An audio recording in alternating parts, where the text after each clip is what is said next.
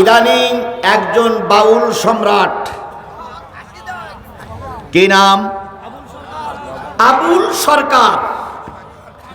উনি আল্লাহ নিয়ে, কোরআন নিয়ে, রাসূল নিয়ে বাজে মন্তব্য করেছে। উনি বলেছেন আল্লাহর কথার কোনো গুয়া মাথা আমি কিছুই পাই না। মাথা কোনটা গোয়া কোনটা এটা আমি পাই না। কেন পাই না? এই যে একটা কথা বলছে, আওয়ালুমা খালাকুল্লাহে ইশক, প্রথম সৃষ্টি ইশক। আওয়ালুমা খালাকুল্লাহে মিন নূরি, নূর, প্রথম সৃষ্টি নূর। আওয়ালুমা খালাকুল্লাহে আরশ, প্রথম সৃষ্টি আমার আরশ। দেখেন, আওয়ালুমা খালাকুল্লাহে রূহ, প্রথম সৃষ্টি আমার রূহ। কয়টা হয়েছে? এক মুখ হয়েছে, দুই কথা কয়। হ্যাঁ, মুখ কয় না হুক কয়? এক মুখে দুই কথা কইলে হ্যাঁ মুখ থাকে, হ্যাঁ তো মুখ থাকে না, হ্যাঁ তো হুক হয়ে যায়। আল্লাহ যে কইল প্রথম সৃষ্টি আমার ইশক, প্রথম সৃষ্টি আবার কয় আমার আরশ, প্রথম সৃষ্টি আবার কয় নূর, প্রথম সৃষ্টি আবার কয় রূহ। আল্লাহ এক মুখে যে এত কথা কয়, আল্লাহর মুখ কয়টা? খালি কয়টা না, ওটা মুখ না হুক, এটাও আমার জানা দরকার। আল্লাহ একমুখী চার রকম কথা বলে। আল্লাহর ওটা মুখ না হুক? হুক বলতে উনি বুঝাইছেন যে রাস্তা দিয়ে পায়খানা নামে, ওই রাস্তাটার এক এক দেশের এক এক ভাষা। মানিকগঞ্জের ভাষা হলো এইটা মুখ আর ওইটা হুক। উনি বলে হ্যাঁ গুহা, তাহলে আল্লাহর এটা মুখ না গুহা, এ কথাটা তিনি বলেছেন। এই কথা বলার পরে তিনি কি মুসলমান আছেন? জোরে বলেন মুসলমান আছেন? তিনি আরেকটা জায়গায় বলেছেন কুলাউযু বিরাব্বিন নাস, মালিকিন নাস, ইলাহিন নাস। নাস মানে কি? উনি বুঝাতে চাচ্ছে আল্লাহ বলতেছে নাচো নাচো নাচো, তাই তো আমরা নাচি। তাহলে উনি কোরআনের অপব্যাখ্যা করেছেন না সঠিক ব্যাখ্যা করেছেন? এই কথা বলেন, তিনি কোরআনের সঠিক ব্যাখ্যা করেছেন না অপব্যাখ্যা করেছেন? এই অপব্যাখ্যা করার কারণে, কোরআনের গায়ে হাত দেওয়ার কারণে কিছু ধর্মভীরু মানুষ তার বিরুদ্ধে মামলা দিয়েছে। সরকারকে ধন্যবাদ জানাই, সরকার তাকে গ্রেফতার করেছে। অথচ আমার দেশের কিছু রাজনৈতিক দলেরা, রাজনৈতিক নেতারা তাকে ছাড়িয়ে আনার জন্য বিভিন্ন জায়গায় বক্তব্য দিচ্ছে। আমি বলি, আবুল সরকার আপনার কাছে প্রিয় না আল্লাহ আপনার কাছে প্রিয়? ক্লিয়ার করা লাগবে। আপনাদের কাছে আল্লাহর দাম বেশি না আবুল সরকারের দাম বেশি? জোরে বলেন, কার দাম বেশি? খালি আল্লাহর বিরুদ্ধে কথা বললো বলে সরকার গ্রেফতার করলো। যারা আবুল সরকারের পক্ষ নিয়ে কথা বলছে, এরা শয়তানের দালাল, এরা শয়তানের দালাল, এরা শয়তানের দালাল। নারে তাকবীর, নারে তাকবীর।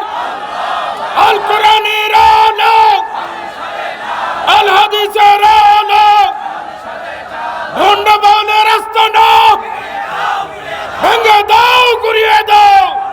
আমার ভাইরা,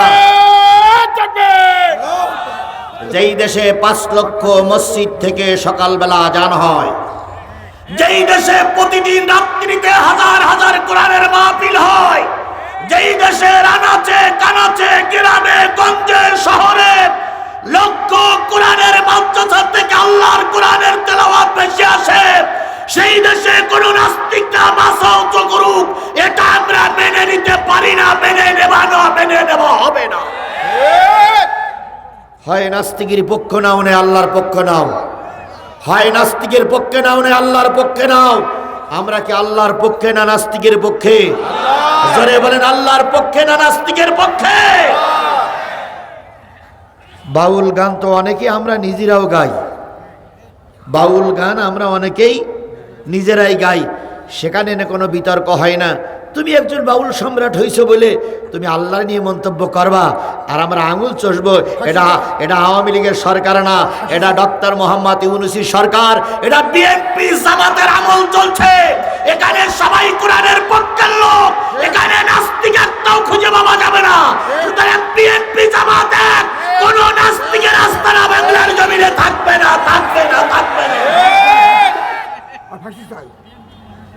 আল্লাহ আমাদের বোঝার তৌফিক দিক।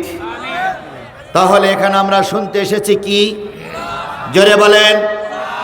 এই কোরআনের মাহফিলের ইন্তজাম করেছে, আহ্বান করেছে আমাদের স্যার আর সভাপতি শামসু ভাই, শামসুল ইসলাম মণ্ডল আর আমাদের সম্মানিত স্যার, এনারা থেকে এলাকার লোকদেরকে নিয়ে কোরআনের তাফসির মাহফিলের আয়োজন করেছে। কথা বলেন। কেন্দ্রীয় ঈদগাহ মাঠে। তাহলে ওনারা আমাদের ডেকে নিয়ে আসছেন, আমাকেও দাওয়াত করে নিয়ে আসছেন, আপনাদেরও দাওয়াত করে নিয়ে আসছেন। আপনারাও দাওয়াতি মেহমান, আমিও দাওয়াতি মেহমান। ওনারা আমাদের দাওয়াত করে নিয়ে আসছে দুটো কথা। ওনারা আপনাদের বলেছে জিহাদি আসবে, কোরআন শোনাবে, আর আমার বলেছে হুজুর আপনি এসেন কোরআন শোনাবেন। তাহলে আমিও দাওয়াতি, আপনারাও দাওয়াতি, তাই না ভাই? তো এখন দাওয়াত করে নিয়ে আসছে, কোরআন শোনানো হবে। আমি কোরআন বলবো আর আপনারা শুনবেন। যদি কোনো ঝক্কি ঝামেলা হয়, যদি কোনো সমস্যা হয়, মেহমানেরা মেজবানেরা বসবে, আমরা তো মেহমান। সমস্যা হবে না, সমস্যা আওয়ামী লীগের সময় হয়তো। এখন কেউ সমস্যা করতে আসলে তার ঠ্যাংয়ের জায়গায় ঠ্যাং থাকবে না। কথা বলে। একবার গোদারপাড়ায় মাহফিলে এসেছিলাম, আমাকে স্টেজে উঠতে দেয়নি।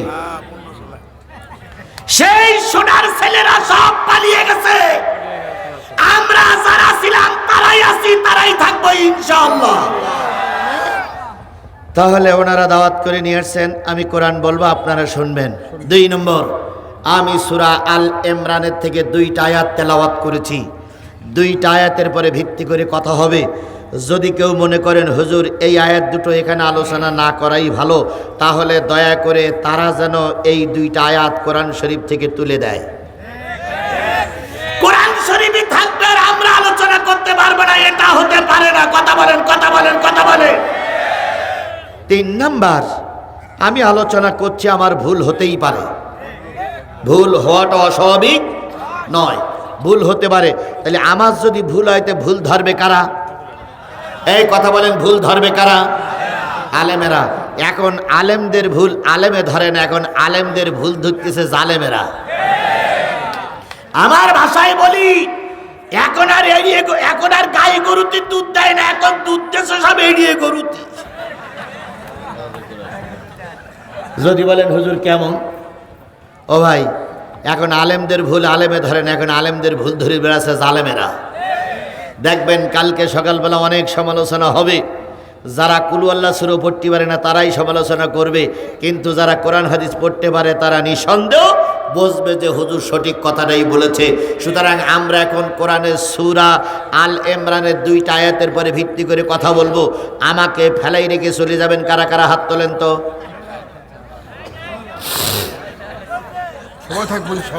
কেউ নাই? চলে যাবেন না? তাহলে নিয়ত করতে হবে। আমার কর্তৃপক্ষ আমাকে বলেছে হুজুর আপনি 11:30 পর্যন্ত কথা বলবেন। এখন 10:40 বাজে, তাহলে 11:30 বাজতে আর কয় মিনিট বাকি আছে? 50 মিনিট। এই 50টা মিনিট যত সমস্যা হোক, পেশাব লাগুক, পায়খানা লাগুক, যত সমস্যা হোক, এই 50টা মিনিট ময়দান ছেড়ে চলে যাওয়া যাবে না। কারা কারা রাজি আছেন 2 হাত উঁচু করে দেখান তো, যে আমি 50 মিনিট থাকবো। নারে তাকবীর, নারে তাকবীর, আল কোরআনের আলম, আল হাদিসের আলম।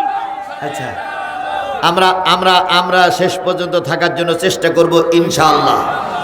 বাদশা ভাই অসুস্থ, তার জন্য দোয়া চাওয়া হয়েছে, দোয়া করব। খালেদা জিয়া অসুস্থ, সম্ভবত তাকে আজকে রাত্রে অথবা 2-1 দিনের ভিতরে লন্ডনে নিয়ে যাওয়া হবে।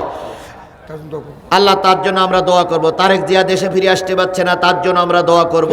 আমাদের সম্মানিত শামসুল ভাই, ওনার স্ত্রী কয়েকদিন বছরখান আগে মারা গেছে, ওনার জন্য দোয়া করব।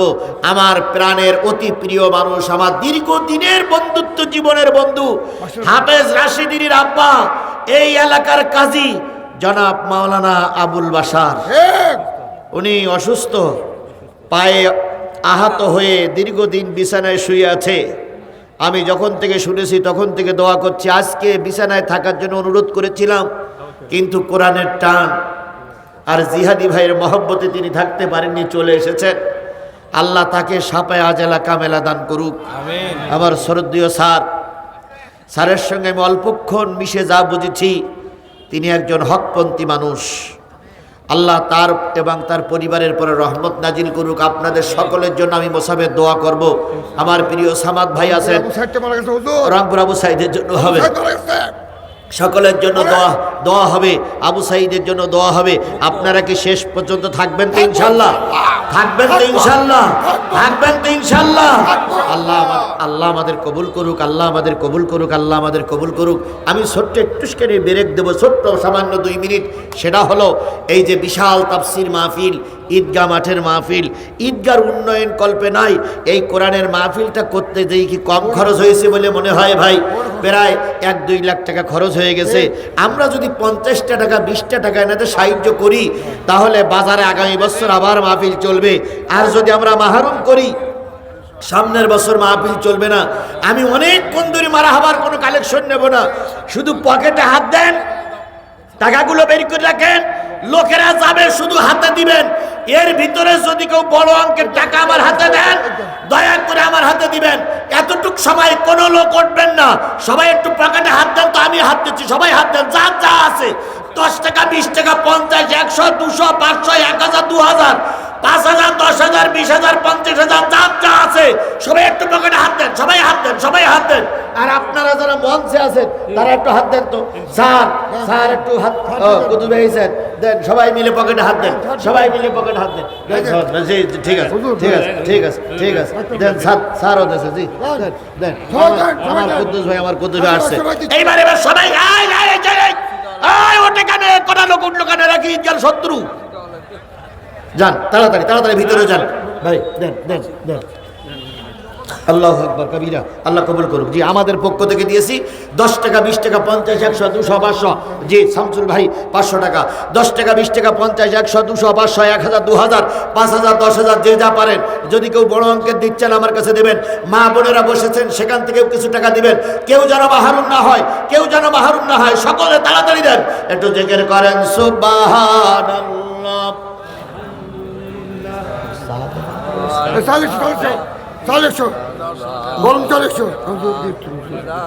এখন এসব লাগবে না।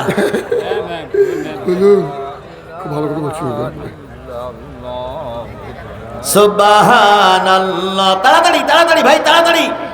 আলহামদুলিল্লাহ, লা ইলাহা, জোরে জোরে সুবহানাল্লাহ, আলহামদুলিল্লাহ, লা ইলাহা, লা ইলাহা ইল্লাল্লাহ মুহাম্মাদুর রাসূলুল্লাহ। সুবহানাল্লাহ, আলহামদুলিল্লাহ, লা ইলাহা ইল্লাল্লাহ, লা ইলাহা ইল্লাল্লাহ মুহাম্মাদুর রাসূলুল্লাহ। জোরে একটা তাকবীর হবে, নারায়ে তাকবীর, আল্লাহু আকবার, আরো জোরে নারায়ে তাকবীর, আল্লাহু আকবার। আল কোরআনের আলো, সংসদে জালো, তোমার নেতা আমার নেতা, বিশ্বনবী মুস্তাফা, দুনিয়ার মুসলিম, এখন জিহাদ করো, লিল্লাহে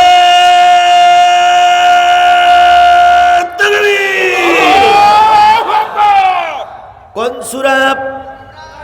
আমার দিক খেয়াল করেন, কোন সূরা? সূরা আল ইমরান 200 আয়াত। 200 আয়াতের ভিতর থেকে আমি আপনাদের সামনে তেলাওয়াত করেছি 31 32 কয়টা আয়াত?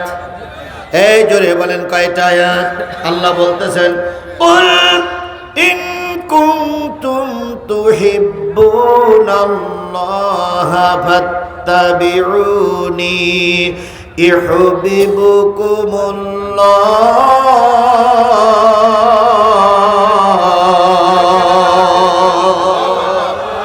হে নবী, আপনি বলে দিন, ইন কুনতুম তুহিব্বুনাল্লাহ, যদি তোমরা আল্লাহরে ভালোবাসতে চাও, ফাত্তাবিউনি, আমি নবী আমার ইত্তেবা করো। আমার ইত্তেবা যদি করতে পারো, ইয়াগফিরি লাকুম যুনুবাকুম, তোমাদের জীবনের সব গুনাহগুলো আল্লাহ পাক মাফ করবে। তাহলে আমরা সবাই কার বান্দা? আল্লাহর। কার উম্মত? নবীর অনুসরণ করতে হবে কোন জায়গায়? এই কথা বলেন, আর একটু জোরে বলেন, নবীর অনুসরণ চলবে কোন জায়গায়? সব জায়গায় নবীর অনুসরণ চলবে। সুতরাং রাস্তাঘাটে, দোকানে, পরশারিতে, মসজিদে, মাদ্রাসায়, জাতীয় সংসদে, সব জায়গায় নবীর অনুসরণ চলবে। অন্য কোনো নেতার অনুসরণ চলবে না। আপনি পাঞ্জাবির পরে কালো কোট পরেছেন, আপনি কার দলের লোক? এই কথা বলেন, মুজিবের দলের লোক। আপনি পাঞ্জাবির গায়ে নাঙ্গল লাগাইছেন, নাঙ্গলের লোক, এরশাদের লোক। আপনি পাঞ্জাবির পরে ধানের শীষ লাগাইছেন, আপনি কার সৈনিক? জিয়ার সৈনিক। আপনি পাঞ্জাবির পরে, জামার পরে দাড়ি পাল্লা লাগাইছেন, আপনি জামাতের কর্মী। এগুলো রাজনীতি করতে গেলে আসবে, কিন্তু আপনাকে অবশ্যই রসুলের সুন্নত মেনে চলা লাগবে। কারণ আপনি যাই করেন না তাই করেন, আপনি রসুলের উম্মত। সারা জীবন রামপন্থী, বামপন্থী, ইসলাম বিদ্বেষী মুনাফিকদের দলে থাকলেন, মরার পরে বিসমিল্লাহি ওয়া আলা মিল্লাতি রাসূলিল্লাহ কোনো দাম নেই। জীবিত অবস্থায় রসুলের দলে, মরার পরেও রসুলের দলে।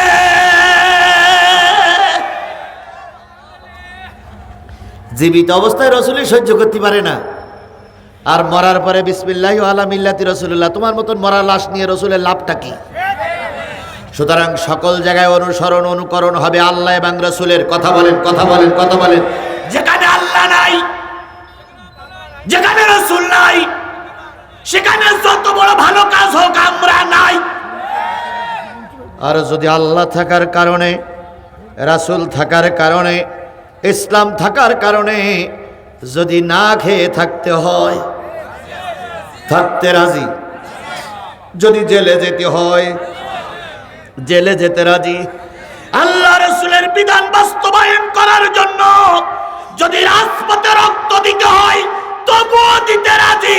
তবু জীবনে এক ফোঁটা রক্ত থাকা অবস্থায় বাতিলের কাছে মাথা নত করতে রাজি নয়। আজকে বিভিন্ন দল আপনাকে লোভন দেখাচ্ছে, বিভিন্ন দলের স্লোগান আপনি দিচ্ছেন, কিন্তু একটা জিনিস মনে রাখবেন, মরার পরে আপনার কবরে আল্লাহ এবং রাসূলের সহযোগিতা ছাড়া পাওয়া যাবে না। আপনি যার দলে থাকতেছেন, যার কর্মী হচ্ছেন, বলুন তো ওই লোকটার দলে, ওই লোকটার সঙ্গে আপনি যে আছেন, ওই লোকটার দলে বেনামাজি বেশি না নামাজি বেশি? যদি ওই লোকটার দলে নামাজি বেশি থাকে, আল্লাহ রাসূল বলেন যেই দলের কর্মীরা নামাজি, যেই দলের কর্মীরা ইসলাম প্রেমিক, ওই দলের কর্মীরা আমার সঙ্গেই জান্নাতে থাকবে। মাইয়াশফা শাফাতান হাসানাতান ইয়াকুল লাহু নাসিবুম মিনহা ওয়া মাইয়াশফা শাফাতান সাইয়্যাতান ইয়াকুল লাহু কিফলুম মিনহা। আপনার একটা ভোটে, আপনার একটা সাপোর্টে যদি একজন ভালো এমপি ক্ষমতায় যায়, ভালো এমপি ক্ষমতায় গিয়ে যত ভালো কাজ করবে, বগুড়ার একটা ভোট দেওয়ার পরে গোটা দেশে যত ভালো কাজ হবে, সব ভালো কাজের সব আপনার কবরে পৌঁছাবে। কার বক্তব্য? সূরা নিসার কোরআনের আল্লাহর বক্তব্য। আমাইয়াশফা শাফাতান সাইয়্যাতান, যদি একটা সাপোর্টের কারণে, একটা ভোটের কারণে একটা খারাপ নেতা ক্ষমতায় যায়, একটা মুনাফিক নেতা ক্ষমতায় যায়, একটা ফাসিক নেতা ক্ষমতায় যায়, ওই ক্ষমতায় গিয়ে যত গুনার কাজ করবে, আপনি সাপোর্ট দিয়ে ওর ক্ষমতায় বসালেন, বসানোর কারণে যত গুনার কাজ করবে, সব গুনাহ কবরে বসে বসে নেওয়া লাগবে। এবার বগুড়ার মানুষ সিদ্ধান্ত নেবেন, কোরআনের পক্ষে সাপোর্টটা দেবেন না কোরআনের বিপক্ষে সাপোর্টটা দেবেন। ও সিদ্ধান্ত আমি নেব না, কারণ আমি এখানে এসেছি কোরআন হাদিস বলার জন্য, কোন দলের পাশ করিয়ে জাতীয় সংসদে নিয়ে যাওয়ার জন্য আসিনি। আমি এসেছি কোরআন বলার জন্য। ভালো কাজের সাপোর্ট করলে নেকি পাবেন, খারাপ কাজের সাপোর্ট করলে গুনাহ পাবেন। এখন গুনাহ নেবেন না নেকি নেবেন, দায়িত্ব বগুড়ার লোকের, আমার নয়।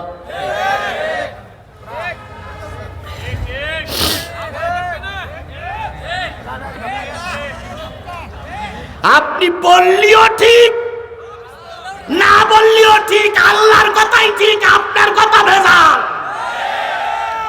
তাহলে আমি কি আমার কথা বললাম না আল্লাহর কথা বললাম? তাহলে ওটাই ঠিক, ওটাই ঠিক, ওটাই ঠিক।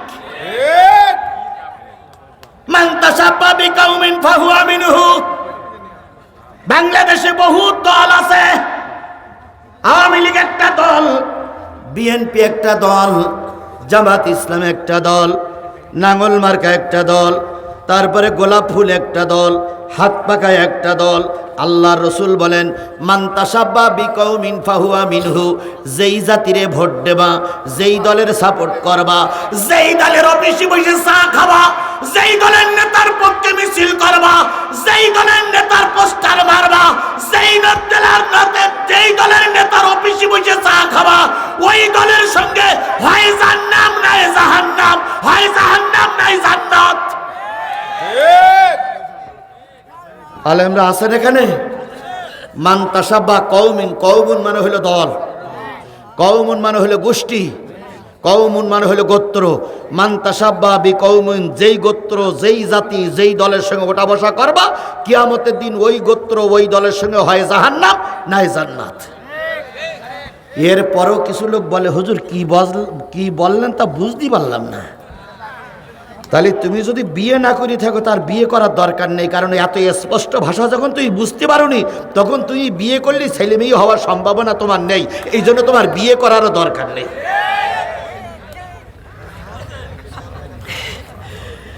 আল্লাহ, কথা ক্লিয়ার, কথা ক্লিয়ার, কথা ক্লিয়ার। আল্লাহ বললেন নবী আপনি বলে দিন, যদি তারা আমারে ভালোবাসতে চায় ফাত্তাবিউনি, নবী তোমার অনুসরণ করুক। আর তোমার অনুসরণ যদি করে ইয়াগফির লাকুম যুনুবাকুম, সব গুনাহ কি হয়ে যাবে? মাফ হয়ে যাবে। মুজিবারের অনুসরণ করলে গুনাহ মাফ হবে এমন কোন দলিল প্রমাণ আছে? জিয়াউর রহমানের অনুসরণ করলে গুনাহ মাফ হবে এমন কোন দলিল প্রমাণ আছে? এরশাদের অনুসরণ করলে গুনাহ মাফ হবে এমন কোন দলিল প্রমাণ আছে? ডাক্তার মোহাম্মদ শফিকুর রহমানের অনুসরণ করলে গুনাহ মাফ হবে এমন কোন দলিল কোরআন হাদিসে আছে? কিন্তু কোরআন বলে দিল রসুলের অনুসরণ করলে জীবনের সব গুনাহ মাফ হয়ে যাবে। অথচ আমি এমন এক মত বেছে নিয়েছি, রসুলের আদর্শ সেই দলের ভিতরে নাই, আমি জীবন থাকতে ওই দলের অনুসরণ করতে পারি না।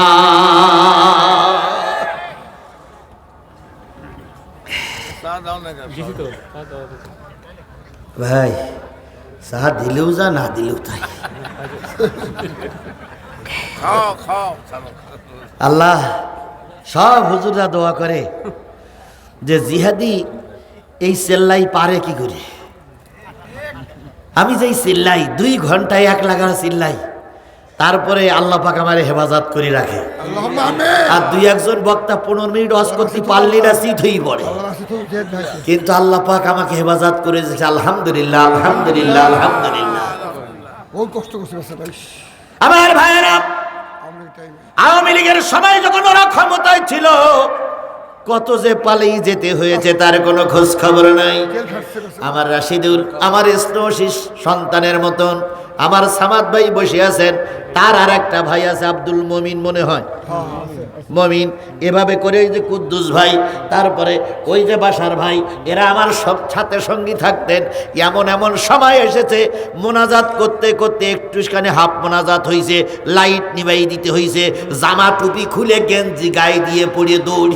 ঠিক ঠিক ঠিক, কি কষ্ট করছে বেচারা। আমাদের এক মাহফিল ছিল সামাদ ভাই আর আমি, ওই আদম দিঘিতে শোনা গেল পুলিশ আসতেছে। আমরা সিএনজিতে উঠলাম, সিএনজিতে উঠে মেন রাস্তায় এসে দেখি পুলিশের গাড়ি আমাদের সামনে। সামাদ ভাই বলছি, সামাদ ভাই যে পুলিশের জন্য পালালাম সে পুলিশ তো আমাদের সামনে। তো বলতে আপনি মুখটুক ভেঙে থাকেন, দেখা যাক কি হয়। সামাদ ভাইকে জিজ্ঞেস করতে আপনারা কোথায় গিয়েছিলেন? কয় মাহফিল শুনতে। কোন বক্তার মাহফিল? কয় মাহফিল একটু গ্যাঞ্জাম হয়েছে, কোন বক্তা তো শোনার টাইম পাইনি, আমরা চলে আসছি। অথচ বক্তা বলো পাশে বসেই আছে।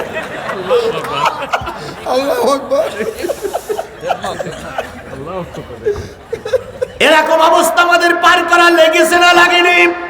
কিন্তু আল্লাহর শুকরিয়া, আজকে মঞ্চে ভরা জামাত বিএনপির লোকেরা কথা বলে ঠিক না ঠিক?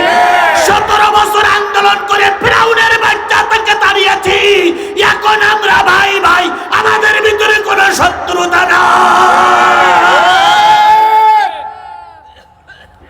জামাতের হুজুররা ওয়াজ করে, বিএনপির লোকেরা বসে বসে শোনে। বিএনপির নেতারা বক্তৃতা করে, জামাতের হুজুররা বসে বসে শোনে। বিএনপি নেতারা অসুস্থ, অন্তরের অন্তঃস্থল থেকে জামাতের হুজুররা দোয়া করে।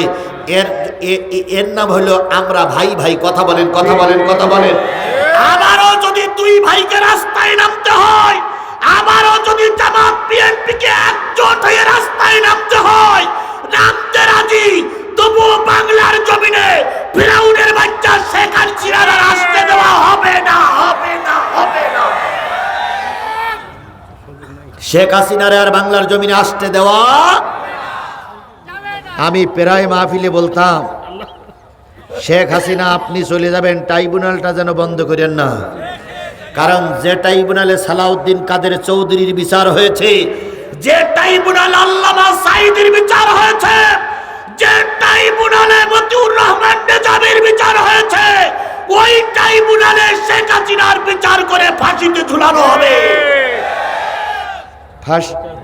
মাত্র দুটো রায় এসেছে। একটা রায়ে মৃত্যুদণ্ড, আর একটা রায়ে ভাই আর দরকার নেই, ভালো জুড়ে ভালো। একটা রায়ে মৃত্যুদণ্ড, আর একটা রায়ে 17 বছরের জেল। 21 আরো যে কত রায় আসবে, আর 20 সব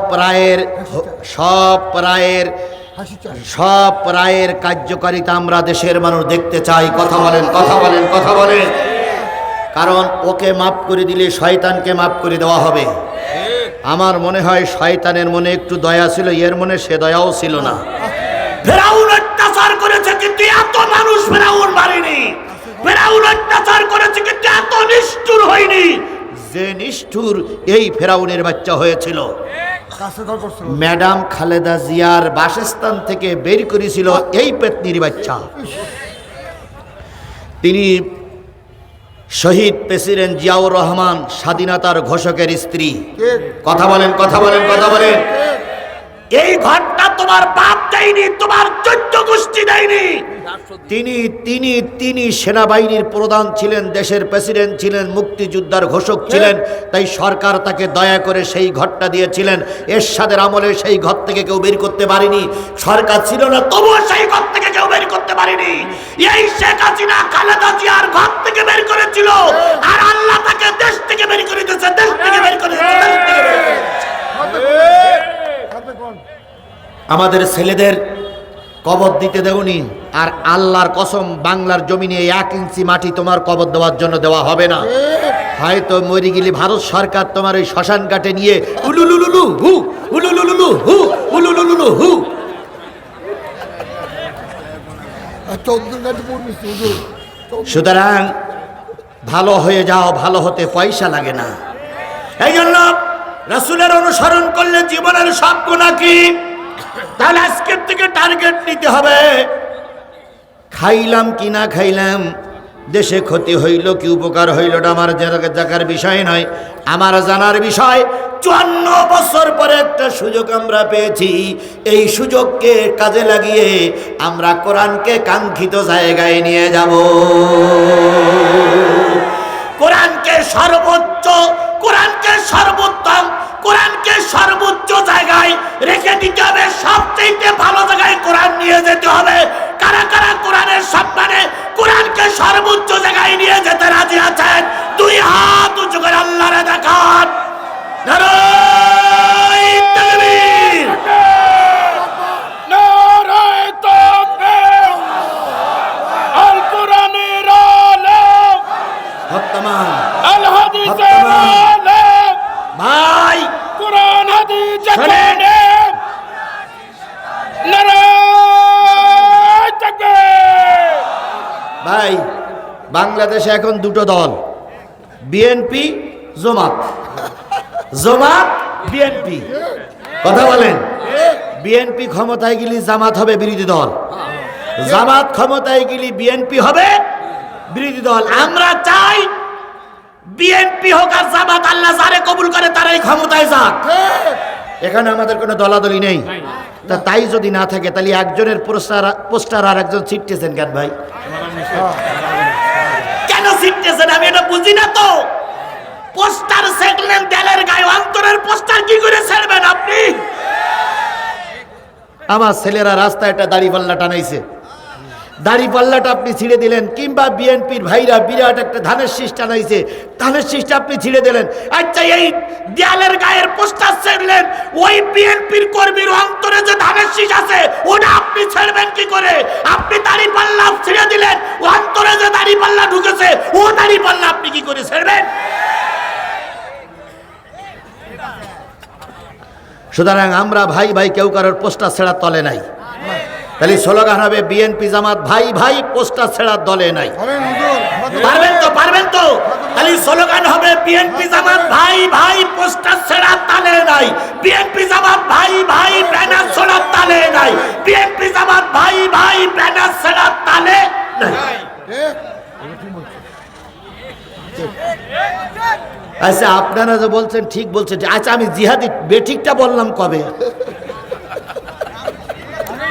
যখন আমার পক্ষে কেউ ছিল না তখনও আমি ঠিক বলার জন্য চেষ্টা করেছি। আমার এক মাহফিলে আমি প্রায় জায়গায় বলি, আমার এক মাহফিলে শিবিরেরা ছাত্র দলের লোকেরা দাওয়াত করে নিয়ে গেছে। দাওয়াত করে নিয়ে আমার সাধারণত 10টার থেকে শুরু হয়, 10টার থেকে শুরু হয় 12টা পর্যন্ত ওয়াজ করি। স্যার ভালো করে শুনেন, এখন আমার 12টা বেজে গেছে ওয়াজ করতে করতে আওয়ামী লীগ সময়, তখন ফুল তো মামলিক। ছাত্র দল আর ছাত্র শিবির আমার দাওয়াত করে নিয়ে গেছে। 12টার সময় ছাত্র শিবিরই সভাপতি ফোন দিচ্ছে, হুজুর আজকে মনে হয় মঞ্চের থেকে আর নামানো যাবে না। কেন? চারিদিকে পুলিশ, মঞ্চে পুলিশ, নিচে পুলিশ, উপরে পুলিশ, ডাইনে ছাত্রলীগ, বামে ছাত্রলীগ, সামনে কৃষক লীগ, পিছনে কি বলে যুবলীগ, আওয়ামী লীগ, পাইকানা লীগ, পেশাব লীগ, মোতা লীগ, সব লীগ একসঙ্গে ঘিরে ফেলাইছে। কমিটির যারা ছিল তারাও ভয়তে পালাই চলে গেছে। আপনি যদি পারেন একা একা বেরিয়ে আসবেন। আজকে আপনার বাঁচাতে পারলাম না, আমরা আন্তরিকভাবে দুঃখিত, আপনার এই নিয়ে বিপদে ফেলেছি। আমি ঘড়িতে তাকাই দেখি আর 15 মিনিট বাকি আছে 12টা বাজতে। আমি চিন্তা করলাম, আল্লাহ এই 15 মিনিট পর ওরা আমার ধন্যে যাবে, নিয়ে কোন জায়গায় যে কচু কাটা করবে তার ঠিক ঠিকানা নেই। তো এই 15 মিনিট অন্তত ওয়াজটা ঠিক মতন হোক। আমি চলে যাব, তবু আমার ওয়াজ যেন 20 বছর চলে। আল্লামা সাইদি চলে গেছে, আল্লামা সাইদির ওয়াজ বাজে না? এই কথা বলেন, বাজে না? আল্লামা সাইদির ওয়াজ এখন প্রত্যেকটা মানুষের ঘরে ঘরে ঘরে ঘরে ঘরে ঘরে। তো আমি ডাইনে তাকাই দেখি ওসি সাহেব বসে আছে, বামে তাকাই দেখি দারোগা বসে আছে। ওসি সাহেব পিস্তলটা খুলে এখানে রেখেছে, আর দারোগা হ্যান্ডকাপটা খুলে এখানে রেখেছে। তার মানে আমার ভয় দেখাচ্ছে। তো আমি পজ করতেছি আর কমিটির ইশারা করলাম যে তোরা ঠিকঠাক দেখা যাক কি হয়। এইবার আর মাত্র 5 মিনিট বাকি আছে। সেই সময় শিবিরি ছেলে চিঠি লিখতেছে যে হুজুর, আমরা বগুড়া জেলার যত শিবির আর ছাত্র দল ছিলাম সব এক জায়গায় হয়ে গেছে। আজকে জিহাদ শুরু হবে, তবু আপনাকে ওই আওয়ামী লীগের হায়নাদের হাতে তুলে দেব না। আর দ্বিতীয় বক্তা আপনার পিছনে বসে আছে, আপনি মোনাজাত করতে করতে দ্বিতীয় বক্তা দিয়ে চলে আসবেন, দেখি আমরা কিছু করতে পারি কিনা। আমি তাকাই দেখি দ্বিতীয় বক্তা পিছনে, ডাইন সাইডে ওসি, বাম সাইডে দারোগা। আমি চিন্তা করলাম, আল্লাহর 5 মিনিট বাকি আছে, মোনাজাত তো করতে হবে। এখন এদের ভাত থেকে বেরোবো কি করে? আল্লাহ তুমি সাহায্য করো। নাসরুম মিনাল্লাহি ওয়া ফাতহুন করিব ওয়াবাশশিরিল মুমিনিন। এবার ওসি সাহেবের হাতখানা ধরে বলতেছে, ভাই ভালো আছেন? ওসি বলতেছে, ভালো। ভাই বাড়ি কোথায়? নাটোর। ওসি ভাই আপনার বাপ মা কি বেঁচে আছে? বাপ আছে, মা নাই। আল্লাহ, সম্মানিত ওসি সাহেবের মা নাই। যে মা এরকম ওসি পেটে ধারণ করেছিল সেই মা বড় গর্ভবতী মা। আজকে যদি এই ওসি এখানে না থাকতো 50,000 মানুষের রস শোনা সম্ভব হতো না। আল্লাহ যে ওসি মা পেটে ধারণ করলো ওই মারে তুমি জান্নাত নসিব করে দাও, আর এই ওসিকে আল্লাহ তুমি কবুল করে নাও, এর পরিবারের ছেলে মেয়ে সবাইকে তুমি হেফাজত করো। আজকে তিনি 50,000 মানুষের মাহফিলকে ট্যাকেল দেওয়ার জন্য আসছে। ওসি ভাই আল্লাহ পাক আপনার পরে রহমত করুক, রহমত করুক, রহমত করুক। ওসি বলতেছে আমিন।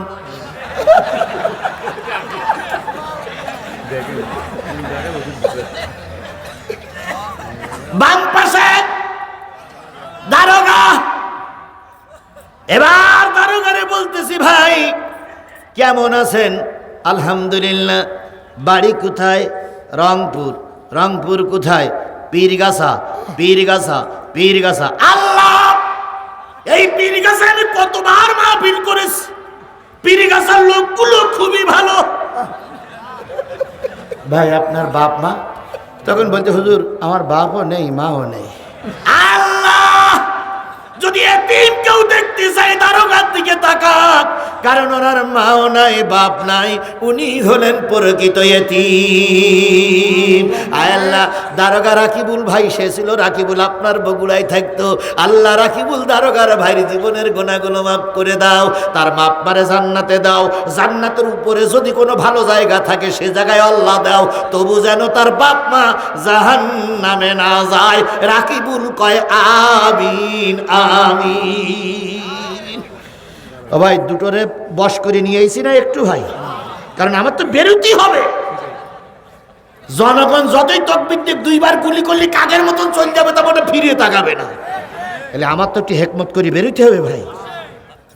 এখন এইবার মোনাজাত করার আগে বললাম সবাই আলহামদুলিল্লাহ সূরা ফাতিহা ইখলাস পড়েন। পড়ার পরে বলতেছি ভাই মোনাজাত করার সময় চোখ বন্ধ করে মোনাজাত করলে আল্লাহ বেশি কবুল করে। চোখ আলগা করে মোনাজাত আর চোখ বন্ধ করা মোনাজাতে এক হয় না। তা আমরা এবার মোনাজাত করার সময় সবাই চোখ বন্ধ করবো, যাতে করে আল্লাহ যেন আমাদের মোনাজাতটা ভালো করে কবুল করে। বলার পরে দেখলাম ওসিও চোখ বন্ধ করেছে, দারোগাও চোখ বন্ধ করেছে, পিছনে কিছু কনস্টেবল আছে ওরাও চোখ বন্ধ করেছে। আমি বললাম আল্লাহ এই আমার সুযোগ। আর পিছনে বসে আছে দ্বিতীয় বক্তা। আমি একটু হাত ধরে পিছনে বলছি ঠিক আছে, বলতে হুজুর ঠিক আছে আমি আসি। এবার মোনাজাত শুরু করেছি। রব্বানা যালামনা আনফুসানা। আনফুসানা কয়ালিপ টেনেছিলাম সেদিন আল্লাহই ভালো জানে।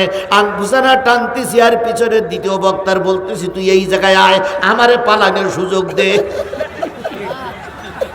দ্বিতীয় বক্তা উঠে এসে আমার এখানে বসেছে আর আমি ওই দ্বিতীয় বক্তার জায়গা দিয়ে চলে গেছি। দ্বিতীয় বক্তা শুরু করেছে আনফুসানা وإن لم تغفر لنا وترحمنا لنكونن من الخاسرين। ওসিও কয় আমিন, দারোগাও কয় আমিন, পুলিশেরা কয় আমিন, সবারই চোখ কি বন্ধ। এবার 7 মিনিট করেছে আরবিতে মোনাজাত, 8 মিনিট করেছে বাংলায় মোনাজাত। কারণ শিবিরাজ ছাত্র দল বলেছে যে 15 মিনিট ধরে মোনাজাত করবেন হুজুর, এর ফাঁকে আমরা জিহাদিরে পার করে গাড়িতে তুলে দেব, যাতে করে জিহাদির ধরতে না পারে। 15 মিনিট পর দ্বিতীয় বক্তা যেই বলেছে লা ইলাহা ইল্লাল্লাহ মুহাম্মাদুর রাসূলুল্লাহ। ওসি ধরিয়েছে ডাইন হাত, কোন বক্তার? দ্বিতীয় বক্তার। দারোগা ধরিয়েছে বাম হাত। হুজুর এতক্ষণ কি ওয়াজ করলেন? নির্বাচিত প্রধানমন্ত্রী শেখ হাসিনা রহমতুল্লাহ আলাইহি, তারে আপনি যা বললেন এটা কি ওয়াজ হইল? এই ধরনের ওয়াজ করতে আপনার কে শিখিয়েছে? চলেন এসপি সাহেবের কাছে, এসপি সাহেব আপনাকে নিয়ে যেতে বলেছে। দ্বিতীয় বক্তা বলতেছে কারে কি বলতেছেন আপনি, কারে ধমকাচ্ছেন? তা বলতেছে আপনারে। কেন? আপনি ওয়াজ করলেন? আমি ওয়াজ করেছি, ওয়াজ করেছি প্রধান বক্তা। তো যে আপনি কেডা? তো আমি তো দ্বিতীয় বক্তা। তো মোনাজাত শুরু করলে প্রধান বক্তা, আপনি এখানে আসলেন কি করে? তখন দ্বিতীয় বক্তা বলতেছে আপনার সামনে দিয়েই তো প্রধান বক্তা পালাইছিল গেল। আর দ্বিতীয় বক্তা আমি পিছনে ছিলাম, আমার ডেকে বললে মোনাজাতটা চালা, আপনি দেখতে পাননি? এখন আপনি আবারও ধমকাচ্ছেন কেন? আমার ধমকাচ্ছেন, সে লোক তো চলেই গেছে। তখন ওসি সাহেব বলছে আপনি সে লোক না, তো বলছেন না আপনার এই আমলিগ যুবলীগ ছাত্রলীগ জিজ্ঞেস করে আমি কি সেই লোক? না তো ওসি সাহেব বলতে এই সে লোক না, তো বলছে না স্যার সে লোক তো আপনার পাশ দিয়ে চলে গেল। এবার ওসি সাহেব ফোন ধরে বলতেছে, এসপি সাহেবের কাছে ফোন দিয়ে বলতে, স্যার যদি উত্তরবঙ্গের সব পুলিশ আপনি এক জায়গায় করেন এ লোকের ধরা যাবে না স্যার, এ লোকের ধরা যাবে না। এসপি সাহেব বলতে একটা মানুষই ধরতে পারবে না মানে? কয় স্যার আমার গা বসাই বললেও চোখ বন্ধ করে মোনাজাত করেন। স্যার আমরা ওনার কথা শুনে চোখ বন্ধ করে মোনাজাত শুরু করলাম। স্যার মোনাজাত শেষ করতে কি সে লোকটাই দ্বিতীয় বক্তা বসে আছে। স্যার তাহলে এক লোকের জায়গায় আর এক লোক আসলে সে লোক চলে গেল, কেউ দেখতে পেল না। তাহলে স্যার ও কি মানুষ? ও জেন স্যার, ও জেন হুজুর, ধরা যাবে না। সেইখান থেকে বাংলাদেশে আমার আরেকটা পরিচয় আছে, আজিজুল ইসলাম জিহাদি ওরফে জেন হুজুর। ও ভাই আজকে আপনাদের এই মাহফিল আমি কথাটা বললাম, আপনারা খানিকটা রসিকতা মনে করলেন। বলেন তো ওই দিনটা আমার জন্য কত কঠিন ছিল। আল্লাহ কঠিন ছিল। এই কথা বোঝেন না, আপনারা কথা বোঝেন নাই?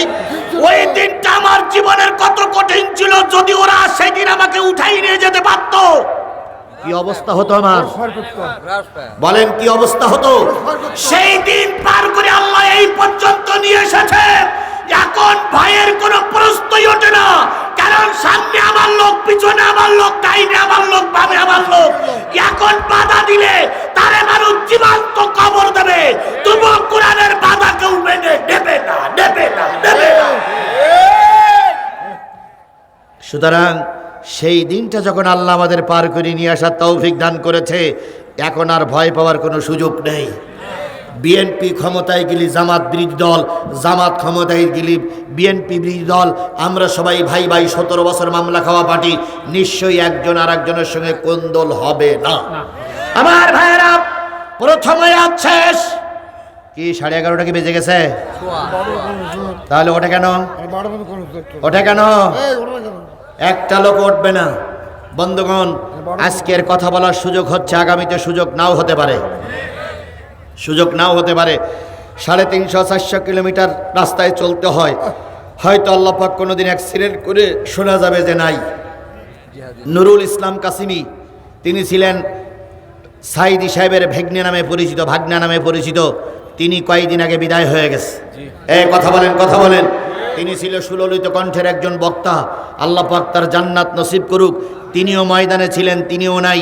এরকম হয়তো একদিন শোনা যাবে আজিজুল ইসলাম জিহাদি নাই। হয়তো শোনা যাবে তিনি কোনো মারাত্মক রোগে মারা গেছে, অথবা গাড়ি অ্যাক্সিডেন্টে মারা গেছে, অথবা কোনো শয়তান তাকে গুলি করে মেরে দিয়েছে। ও ভাই, হতে পারে আপনার আমার সঙ্গে আজকের এই দেখা জীবনের শেষ দেখা, হতে পারে আজকের এই মাহফিল আপনার আমার জীবনের শেষ মাহফিল। সুতরাং আপনারা তো আমার ভাই, বগুড়ার মানুষ তো আমার ভাই। বগুড়ার মানুষ তো ইসলামের পক্ষের লোক, বিপক্ষের লোক নয়। সুতরাং আপনারা আমাকে রেখে পালাই যাবেন, আপনারা আমাকে রেখে বাড়ি যাবেন, এটা দুনিয়ার সব লোক বিশ্বাস করলেও আমি আজিজুল ইসলাম বিশ্বাস করি না। কারণ বগুড়ার লোকেরা আমার আশ্রয় দিয়েছে, বগুড়ার লোকেরা আমার বিপদের সঙ্গে সময় ছিল, বগুড়ার লোকেরা বিপদ থেকে এখানে এসে আশ্রয় নিয়েছি, বগুড়ার লোকেরা আমাকে সন্তানের মতন কোলে তুলে আশ্রয় দিয়েছে। আজকে সুখের দিনে বগুড়ার লোকেরা আমাকে ময়দানে ফেলাই রেখে চলে যেতে পারে না। যারা যাচ্ছে নিশ্চয়ই তারা হয়তো অন্য দলের লোক, তাই আমার কথা সহ্য করতে পারছে না। যারা কোরআন প্রেমিক তারা আমাকে ফেলাই রেখে যাবে না। কথাটা ঠিক না বেঠিক? তাহলে আপনারা শেষ মোনাজাত পর্যন্ত থাকবেন তো ইনশাআল্লাহ? আল্লাহ আমাদের কবুল করুক। দ্বিতীয় আয়াতটা বলতে হয়তো কয়েক মিনিট সময় লাগবে, দেখে দ্বিতীয় আয়াতটাই ধরি। আল্লাহ কবুল করুক। আল্লাহ বলতেছেন, কুল আতিউল্লাহ ওয়ার রাসূল, হে নবী আপনি বলে দিন আল্লাহর আনুগত্য করো, রসুলের অনুসরণ করো, রসুলকে মেনে চলো। ফাইন তাওয়াল্লাহু, যদি কেউ আল্লাহ না মানে, রসুল থেকে মুখ ফিরিয়ে নেয়, যদি আল্লাহ থেকে রসুল থেকে কেউ মুখ ফিরিয়ে নেয়, ফাইনাল্লাহা লা ইউহিব্বুল কাফিরিন, জেনে নিও আল্লাহ পাক কাফেরদেরকে ভালোবাসে না, হেদায়েত দান করে না। আমরা কি আল্লাহ রসুল থেকে মুখ ফিরিয়ে নেব? আল্লাহ রসুলের পক্ষেই থাকবো ইনশাআল্লাহ। আরো জোরে বলেন ইনশাআল্লাহ। আল্লাহ রবি আল্লাহ রসুল ওহুদের ময়দানে যাবেন। ওহুদের ময়দানে মুসলমানদের সংখ্যা ছিল কত? 1000। বদরে ছিল 313 জন। ওহুদে কয়জন? আর খন্দকে বা আহজাবের যুদ্ধে বা পরীক্ষা খননের যুদ্ধ ছিল 3000। 1000 মধ্যে মুজাহিদ দিয়ে আল্লাহ রসুল যুদ্ধে যাবেন। প্রতিমধ্যে 300 লোক নিয়ে একজন মৌলবি কেটে পড়ল। কয়জন মৌলবি? কয়শো লোক? আল্লাহ রসুলের দলের থেকে 300 লোক চলে আসলো, থাকলো কয়শো? জোরে বলেন কয়শো? এই 1 বছরের ভিতরে বদরের যুদ্ধ থেকে উহুদের যুদ্ধ পর্যন্ত একটা বছরের ভিতরে কোন মৌলবী রসুলের বিরুদ্ধে ফতোয়া দেয়নি, রসুলের বিরুদ্ধে উস্কানিমূলক কথা বলিনি। যেই না যুদ্ধে যাওয়ার সময় হয়েছে, সেই যুদ্ধের থেকে 300 লোক নিয়ে এক মৌলবী কেটে পড়ল। আমরাও খেয়াল করেছি বিগত 17টা বছর এক মৌলবী আর এক মৌলবীর বিরুদ্ধে ফতোয়া দেওয়ার সুযোগ পাই না, আওয়ামী লীগের মার খাওয়ার কারণে। যখনই দেখতেছি বাংলার জমিনে 54 বছর পর কোরআনের শাসন কায়েম হওয়ার সুযোগ এসেছে, সেই সময় একদল মৌলবীরা দিন কায়েমের বিরুদ্ধে ফতোয়া দিচ্ছে। এ ধরনের মৌলবী বগুড়াতে আছে না নাই? আরো জোরে বলেন আছে না নাই? এখানেও আছে, এখানেও আছে। আলেমে আলেমে বিভেদে এখন জালেমে জালেমে দোস্তি, আলেমে আলেমে বিভেদে এখন জালেমে জালেমে দোস্তি। পথের ঠিকানায় জানা নাই কারো, কে কোথায় পাবে স্বস্তি। আলেমে আলেমে বিভেদে এখন জালেমে জালেমে দোস্তি। পথের ঠিকানা জানা নাই কারো, কে কোথায় পাবে স্বস্তি। আলেমদের 2 পায়ে ধরে বলি ভাই, এখন বিভেদ বাড়ানোর সময় নয়, এখন ঐক্যবদ্ধ হয়ে কোরআন কায়েমের সময়। 54 বছর পরে দেশের একটা সুযোগ এসেছে, এই সুযোগটা যদি কোনো আলেমের ফতোয়া দেওয়ার কারণে বন্ধ হয়ে যায়, খোদার কসম 100 বছর মারি খাওয়া লাগবে। এই সময়ে যদি তারেক জিয়া, এই সময়ে যদি খালেদা জিয়া বিদায় নেয়, আরো বিপদ আসবে। কথা বলেন। কারণ খালেদা জিয়ার দীর্ঘদিনের রাজনৈতিক অভিজ্ঞতা আছে। তিনি যদিও ময়দানে যদি নাও আসে, তিনি একটা বুদ্ধি দিতে পারে, যে বুদ্ধির কারণে দেশের মোড় ঘুরিয়ে যেতে পারে। কথা বলেন ঠিক না বেঠিক? এই সময় সাইদির বড় প্রয়োজন ছিল, এই সময় নিজামীর বড় প্রয়োজন ছিল, এই সময় আলী হাসান মুজাহিদের বড় প্রয়োজন ছিল, এই সময় আব্দুল কাদের মোল্লার বড় প্রয়োজন ছিল, এই সময় বিএনপির সালাউদ্দিন কাদের চৌধুরীর বড় প্রয়োজন ছিল। কথা বলেন ঠিক না বেঠিক? আমরা সবাইকে হারাইছি। এখন যদি ম্যাডাম খালেদা জিয়ারে হারাই, আমরা দেশে নিঃসন্দেহ মুরব্বী শূন্য হয়ে যাব। এই জন্য আল্লাহর কাছে দোয়া করি, আল্লাহ অন্তত আরো কিছুদিন খালেদা জিয়ারা আমাদের মাঝে বাঁচাই রাখো। কারণ মুরব্বী ছাড়া চলা যায় না, মুরব্বী ছাড়া দলের নির্দেশনা পাওয়া যায় না। অন্তত দলের নির্দেশনা দেওয়ার জন্য ডাক্তার মোহাম্মদ শফিকুর রহমানের মতন মুরব্বী আর খালেদা জিয়ার মতন মুরব্বী আমাদের মাঝে বাঁচাই রাখো। কারণ তারা যে দিক নির্দেশনা দেবে, ওটা জাতির জন্য কল্যাণ, জাতির জন্য কল্যাণ, জাতির জন্য কল্যাণ।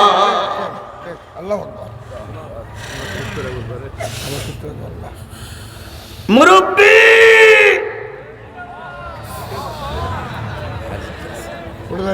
হাজত হতে পারে, মুরব্বী মানুষ।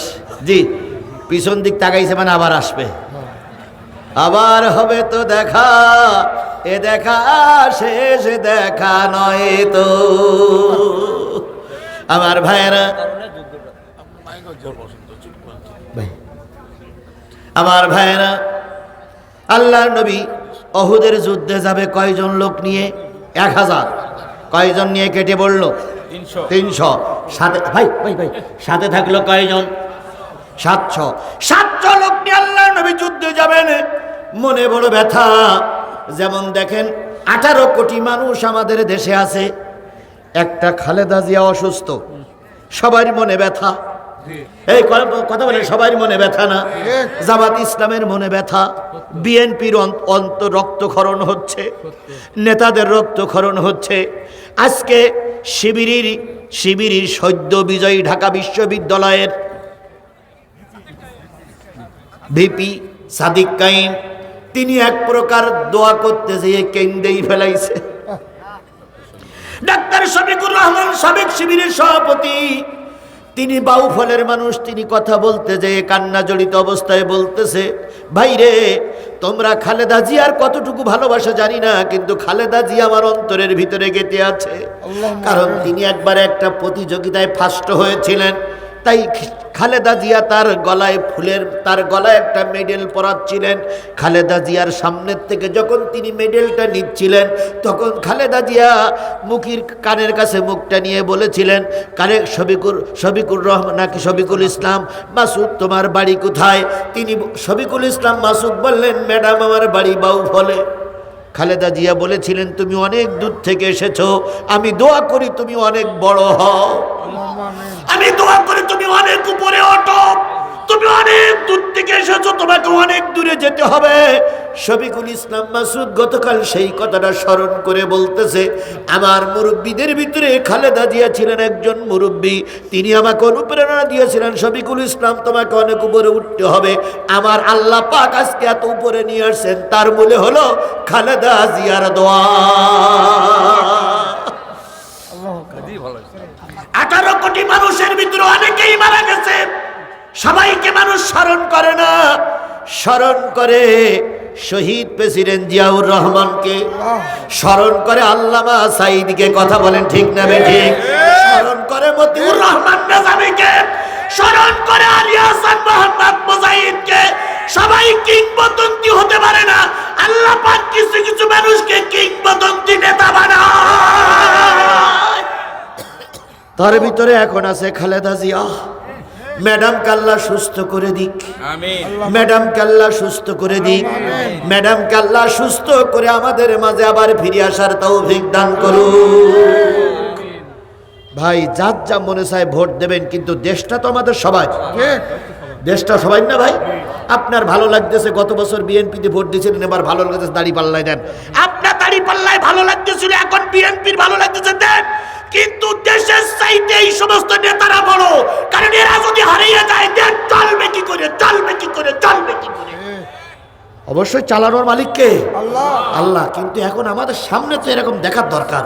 বলুন তো, আল্লামা সাঈদী মারা গেছে, যত বড় সাঈদীর বিকল্প বক্তা আসুক, সাঈদীর মতন আর কেউ হতে পারবে? জোরে বলেন, হতে পারবে? সুতরাং সাঈদী সাঈদীর বিকল্প আর কেউ হতে পারেনি, হবে না, হওয়া সম্ভব। আল্লাহ নবী 700 লোক নিয়ে যুদ্ধে যাবেন, মনটা বড় খারাপ। নবীজি যুদ্ধে যাবার 2-3 দিন আগে মসজিদের মেম্বারের ভিতরে যে মেম্বারের পরে বসলেন, মনটা খারাপ। সাহাবীরা জিজ্ঞেস করলেন, ইয়া রাসূলুল্লাহ মনটা খারাপ কেন? নবীজি বললেন, শুনুনি, 300 লোক নিয়ে আব্দুল্লাহ বিন উবাই ইবনে সুলুল যুদ্ধের ময়দান থেকে কেটে পড়েছে। যুদ্ধ আর মাত্র কয়দিন বাকি? 2 দিন বাকি। এদিকে আবু সুফিয়ান 3000 মুসলমান 3000 কাফের নিয়ে যুদ্ধের ময়দান আস্ফলন করতেছে। আসো যুদ্ধ হবে, আসো মোকাবেলা হবে, আসো তোমার সঙ্গে বোঝাপড়া হবে। এমন অবস্থায় 300 লোক নিয়ে কেটে পড়া ইসলামের পায়ে কুরুল মারার স্বভাব। কথা বলেন, কথা বলেন, কথা বলেন। এতদিন পর্যন্ত আপনারা ফতোয়া দেন নাই, দিন কায়েমের পক্ষ থেকে সরে পড়েন নাই। এখন একটা লোক ফতোয়া দিয়ে সরে যাওয়াটা ইসলামের পায়ে কুড়াল মারার সমান। কথা বলেন, কথা বলেন, কথা বলেন, ঠিক না বেঠিক? আল্লাহর নবী যখন দেখলেন 300 লোক নিয়ে কেটে পড়ল আব্দুল্লাহ বিন উবাই, আল্লাহর নবী তখন মন খারাপ করলেন। ওমর বললেন, ইয়া রাসূলুল্লাহ আমরা আপনাকে ময়দানে ফেলাই চলে যাব না, দয়া করে আপনি আমাদের নিয়ে চলুন। নবীজি তারপরে বললেন, আরো একটু দাওয়াতি কাজ করি 2 দিন, দেখি আর কোন লোক ইসলামের ছায়াতলে আসে কিনা। তোমরা কি এমন কোন লোকের নাম বলতে পারো যেই লোকটা ইসলামের ছায়াতলে আসলে ইসলামের উপকার হবে? একজন দাঁড়িয়ে বলেন, ইয়া রাসূলুল্লাহ এই মদিনার এই মসজিদ থেকে 10 কিলোমিটার দূরে একটা যুবক বসবাস করে, নাম তার আমর। কি নাম? আমর বিন সাবেত। আমর আর ওমর 2 জন কিন্তু এক লোক নয়, আমর আলাদা, ওমর আলাদা। আমর বিন সাবেত আর ওমর ইবনে খাত্তাব 2 জন আলাদা। একজন আমর বলে একটা যুবক আছে, যুবকটার বয়স 24 থেকে 25। এই যুবক জীবনে কারোর কাছে হারি মানিনি, কোন যুদ্ধে কারোর কাছে পিঠ মাটিতে ঠেকতে দেই নাই। যে যুদ্ধে গেছে আমর বিজয় অর্জন করেছে। বিশ্বের বিভিন্ন দেশে যুদ্ধ হয়, যখন দুই দল দীর্ঘদিন যুদ্ধ করে টিকতে না পারে আমরকে তারা ভাড়া করে নিয়ে যায়। ইয়া রাসূলুল্লাহ, যদি আমরের কাছে দাওয়াত নিয়ে যাওয়া যেত আর আমর যদি ইসলাম গ্রহণ করত, মুসলমানদের হাত অনেক শক্তিশালী হয়ে যেত। নবী বলেন, আল্লাহর বান্দা, তার বাবার নাম বলো, বংশের পরিচয় বলো, মদিনার থেকে কত দূর যেতে হবে বলে দাও, আমি আগামীকাল আল্লাহর নবী দাওয়াতে তাবলীগ নিয়ে তার বাড়ি যাব।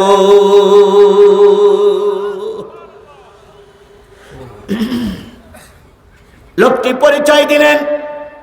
পরের দিন ফজরের নামাজ পড়ে আল্লাহর নবী একা একা দাওয়াতি তাবলীগ করতে বাহির হলেন একজন কাফেরের বাড়ি। কার বাড়ি? জোরে বলেন, কার বাড়ি? সবচেয়ে বড় দাওয়াত হলো জালেমের সামনে সত্য কথাটা বলা। আফজালুল জিহাদ কালিমাতুল হক ইন্দা সুলতানুন জায়ের। সবচেয়ে বড় জিহাদ হলো জালেম শাসকের সামনে সত্য কথা বলা। আজকে বিএনপি পাওয়ারে, জামাত টেবিলে বড় বড় হুজুররা বড় বড় কথা বলতেছে, কিন্তু বিগত 17 বছর ওই জালেমদের সামনে যারা কঠিন কথা বলেছিল প্রকৃত বাঘের বাচ্চা ছিল তারা। আর এখন সুযোগ পাইছে বলে যে লোক গান গাতে পারে না সে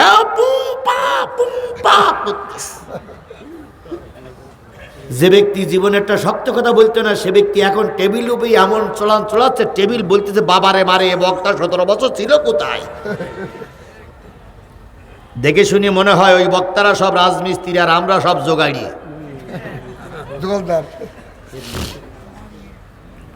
বন্ধুগণ, কুলাতি উল্লাহ রাসূলের পরে কথা বলছি, খেয়াল করুন। আল্লাহ নবী সাল্লাল্লাহু আলাইহি সাল্লাম দাওয়াতি কাজ করতে করতে কয় মাইল গেল? 10 মাইল দূরে যেয়ে দেখে খেজুর বাগানের ভিতরে ছোট্ট একটা সিমসাম ঘর। আমি বুখারীর হাদিস বলতেছি, কওমি হুজুর না, আলিয়ার হুজুর না, মাদ্রাসার মুহতামিম না, মাদ্রাসার শিক্ষকরা যদি থাকেন, বুখারীর হাদিস বলতেছি। ইমাম বুখারী একটা হাদিস পড়াতে গিয়ে ছাত্রদের বলেছিলেন, ও আমার ছাত্ররা, পৃথিবীতে কিছু বিরল ঘটনা আছে, সেটা হলো পৃথিবীতে কিছু বিরল ঘটনা আছে, যারা জান্নাত পাওয়ার উপযুক্ত না তারা জান্নাতে যাবে। যেমন পৃথিবীর একটা কুকুর যাবে জান্নাতে। কয়টা কুকুর? একটা কুকুর। পৃথিবীতে একটা ঘোড়া যাবে জান্নাতে, পৃথিবীতে একটা উট যাবে জান্নাতে, পৃথিবীতে একটা খেজুর গাছ যাবে জান্নাতে, পৃথিবীতে একজন বেনামাজি যাবে জান্নাতে। ছাত্ররা বললেন, যেখানে আল্লাহ নিজেই বলেছেন ক্বালু লাম নাকু মিনাল মুসাল্লিন, যারা বেনামাজি তারা যাবে কি বলে সাকার নামক জাহান্নামে। আপনি বলতেছেন একজন বেনামাজি যাবে জান্নাতে, আপনি দয়া করে বুঝাই বলুন, নতুবা আপনি শিক্ষক বলে আপনারে ছেড়ে দেওয়া হবে না। তখন ওস্তাদ যে হাদিসটা বলেছিলেন আমি সেই হাদিসটা বলতেছি। ওস্তাদ বলেছিলেন, ইমাম বুখারী বলেছিলেন, তালি শোনো। এবার ইমাম বুখারী বলতে শুরু করলেন, রসুল দাওয়াতি কাজ নিয়ে গেলেন আমরের বাড়িতে, যেয়ে দেখে বারান্দায় একটা বুড়ি মানুষ, যে দিক থেকে নবী মোহাম্মদ গেছে তার উল্টো দিক ফিরে বসে কাজ করতেছে। আমর ঘুমাচ্ছে, সারাদিন গুন্ডামি করে, সারা রাত গুন্ডামি করে, সকালবেলা ঘুম পড়তেছে। আল্লাহ নবী পিছন দিক থেকে যেয়ে বলতেছে, বুড়িমা আসসালামু আলাইকুম, বুড়িমা আসসালামু আলাইকুম, বুড়িমা আসসালামু আলাইকুম। বুড়ি যে দিক ফিরেছিল সেই দিক ফিরে বলতেছে, যে এসেছো যে পথ দিয়ে ওই পথ দিয়ে ফিরে যাও। আমার আমর এখন গুন্ডামি করতে যাবে না, কারণ সারা রাত গুন্ডামি করে ঘুমাচ্ছে, এখন ভাড়া খাটতে যাবে না। যে যেমন লোক তার ভিতর থেকে তেমন কথাই আসে। কথা বলেন ঠিক না বে ঠিক? যারা ইসলামের পক্ষের লোক তারা বলবে হুজুর ঠিকই বলেছে, যারা ইসলাম বিরোধী তারা কালকে বলবে না না জিহাদিরা তো কঠিন কথা বলা ঠিক নয়। এরকম কথা বলা লোক এর ভিতরেও আছে।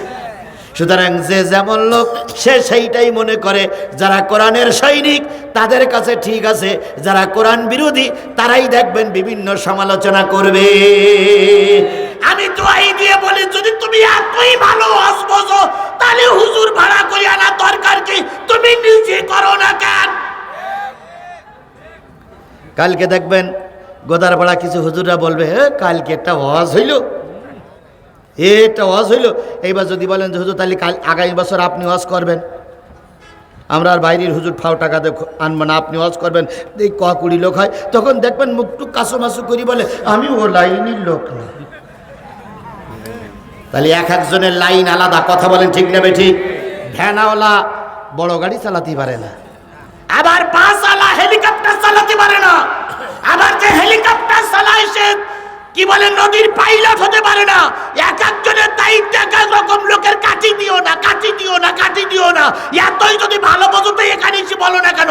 তুমি মসজিদে আধা ঘন্টা আলোচনা করো, সব মুসল্লিরা অসন্তুষ্ট, আর আমাকে 2.5 ঘন্টা কথা বলতে হয়। দয়া করে এই জায়গায় এসে দেখো ঠেলার নাম বাবাজি।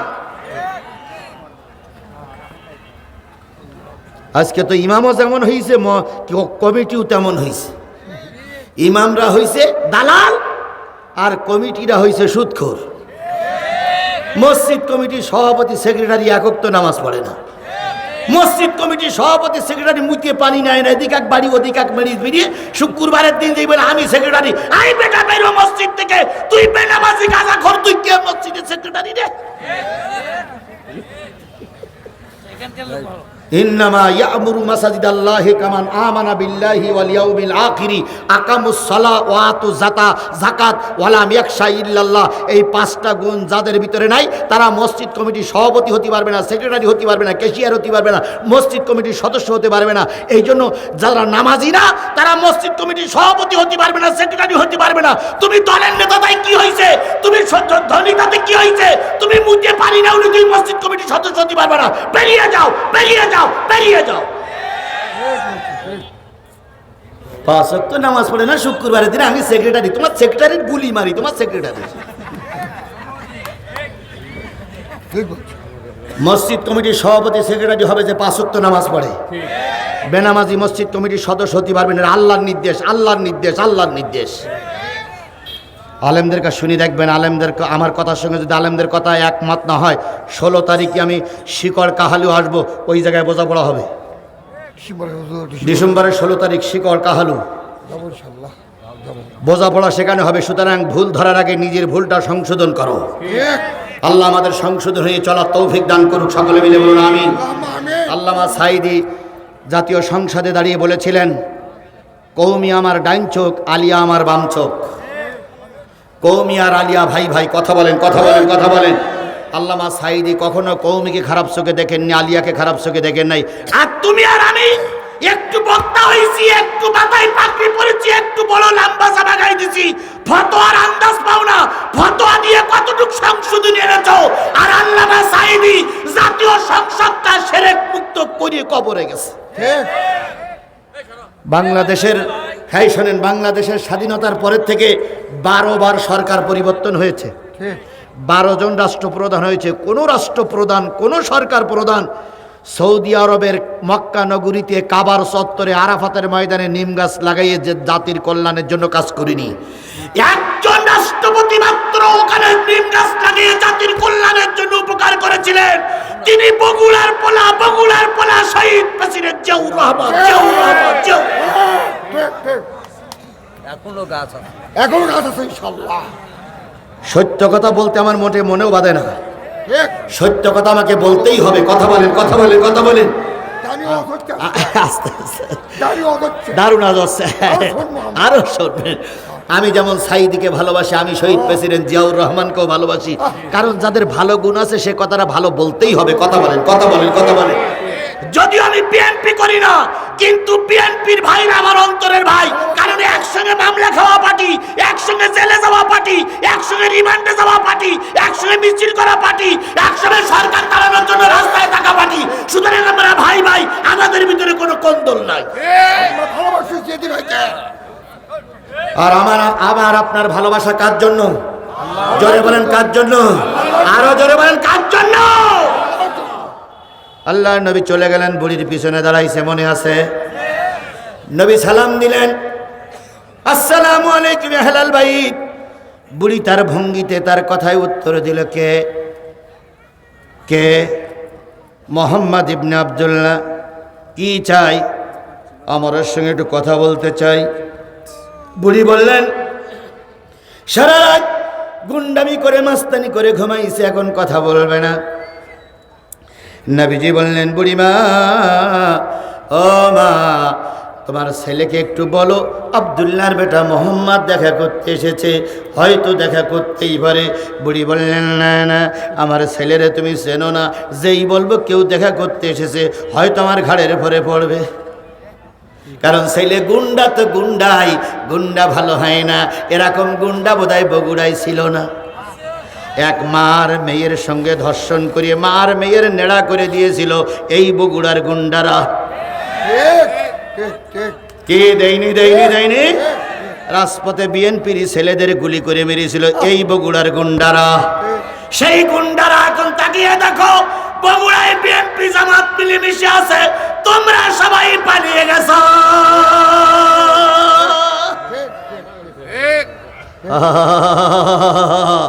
কাউকে তাড়াতে গেলে নিজে তার দৌড়তে হয়, এটা খেয়াল করতে হবে। আল্লাহ নবী বললেন, বুড়িমা একটু ডেকে দাও। বুড়িমা ডেকে দিলেন না। অনেকক্ষণ পিছন দিক থেকে ডাকাডাকি করার পরে আল্লাহর নবীর সামনে যেয়ে দাঁড়ালেন। বুড়ি তার নিজের কাজকর্ম ফেলাই রেখে নবী মুহাম্মাদের চেহারার দিকে তাকায়ে, আরশের দিকে তাকায়ে বলতেছে, আরশের মালিক, এ তো মানুষ না, এ তো আল্লাহর ফেরেশতা। বুড়ি নবী মুহাম্মাদের চেহারার দিকে তাকায় আর ওই সূর্যের দিকে তাকায়। সূর্যে কলঙ্ক আছে, নবীর চেহারায় কোনো কলঙ্ক। এবার বুড়ি বলতেছে, বাবা নাম কি? মোহাম্মদ ইবনে আব্দুল্লাহ। কোন আব্দুল্লাহ, কোন মোহাম্মদ? বা তখন আল্লাহ নবী বলতেছে, আনা মোহাম্মদ রাসূলুল্লাহ। ও, তুমি সেই নবী যে নবীর কারণে মক্কা মদিনায় যুদ্ধ হয়েছে, যে নবীর কারণে আরেকটা যুদ্ধের সংবাদ শোনা যাচ্ছে, তুমি কি সেই নবী? তখন নবী বললেন, বুড়িমা ভুল বুঝো না, আমি এসেছি মানুষের কল্যাণের জন্য। কিসের জন্য? তোমার ছেলেকে ডেকে দাও।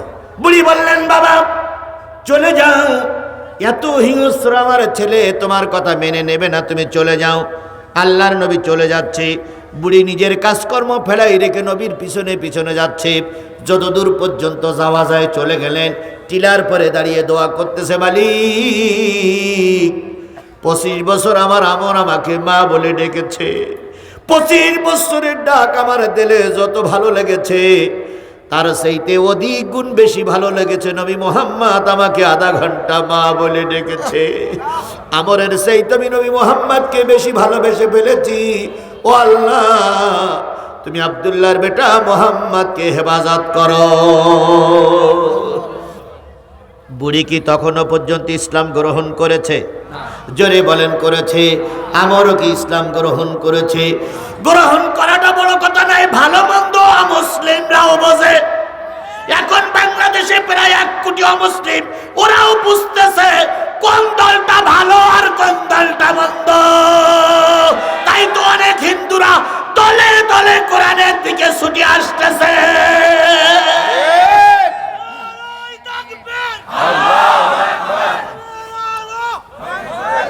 কথা ঠিক না বেঠিক? কথা ঠিক না বেঠিক? হিন্দু হোক মুসলিম হোক, যে লোকটা ভালো সে লোকটার আমরা ভালো বলতে বাধ্য হব। সে অমুসলিম হতে পারে, কিন্তু লোকটা যদি চরিত্রবান, আল্লাহর কাছে সে ভালো, আমাদের কাছেও সে ভালো। আমার ভাইরা, বুড়ি কাঁদতেছে, নবী চলে গেলেন। কিছুক্ষণ পর আমরের ঘুম ভেঙে গেল, গুন্ডা আমরের ঘুম ভেঙে গেল। ঘুম থেকে জেগে মারে ডাকে, মা মা মা, কোথায় গেলে মা?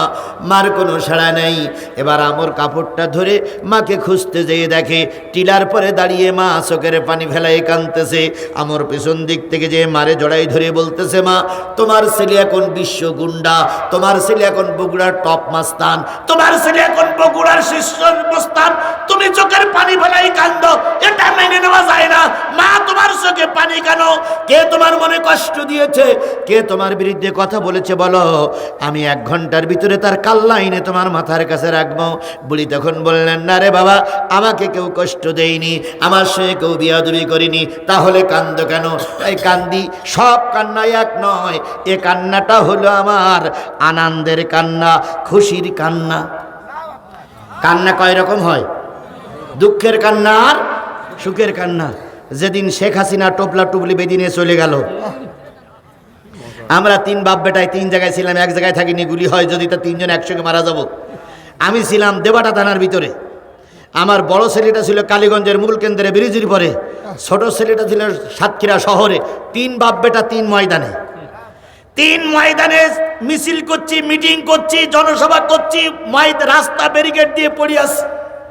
হঠাৎ করে 2টার পরে সংবাদ পাওয়া গেল সবই আছে, ফেরাউনির বাচ্চা নাই।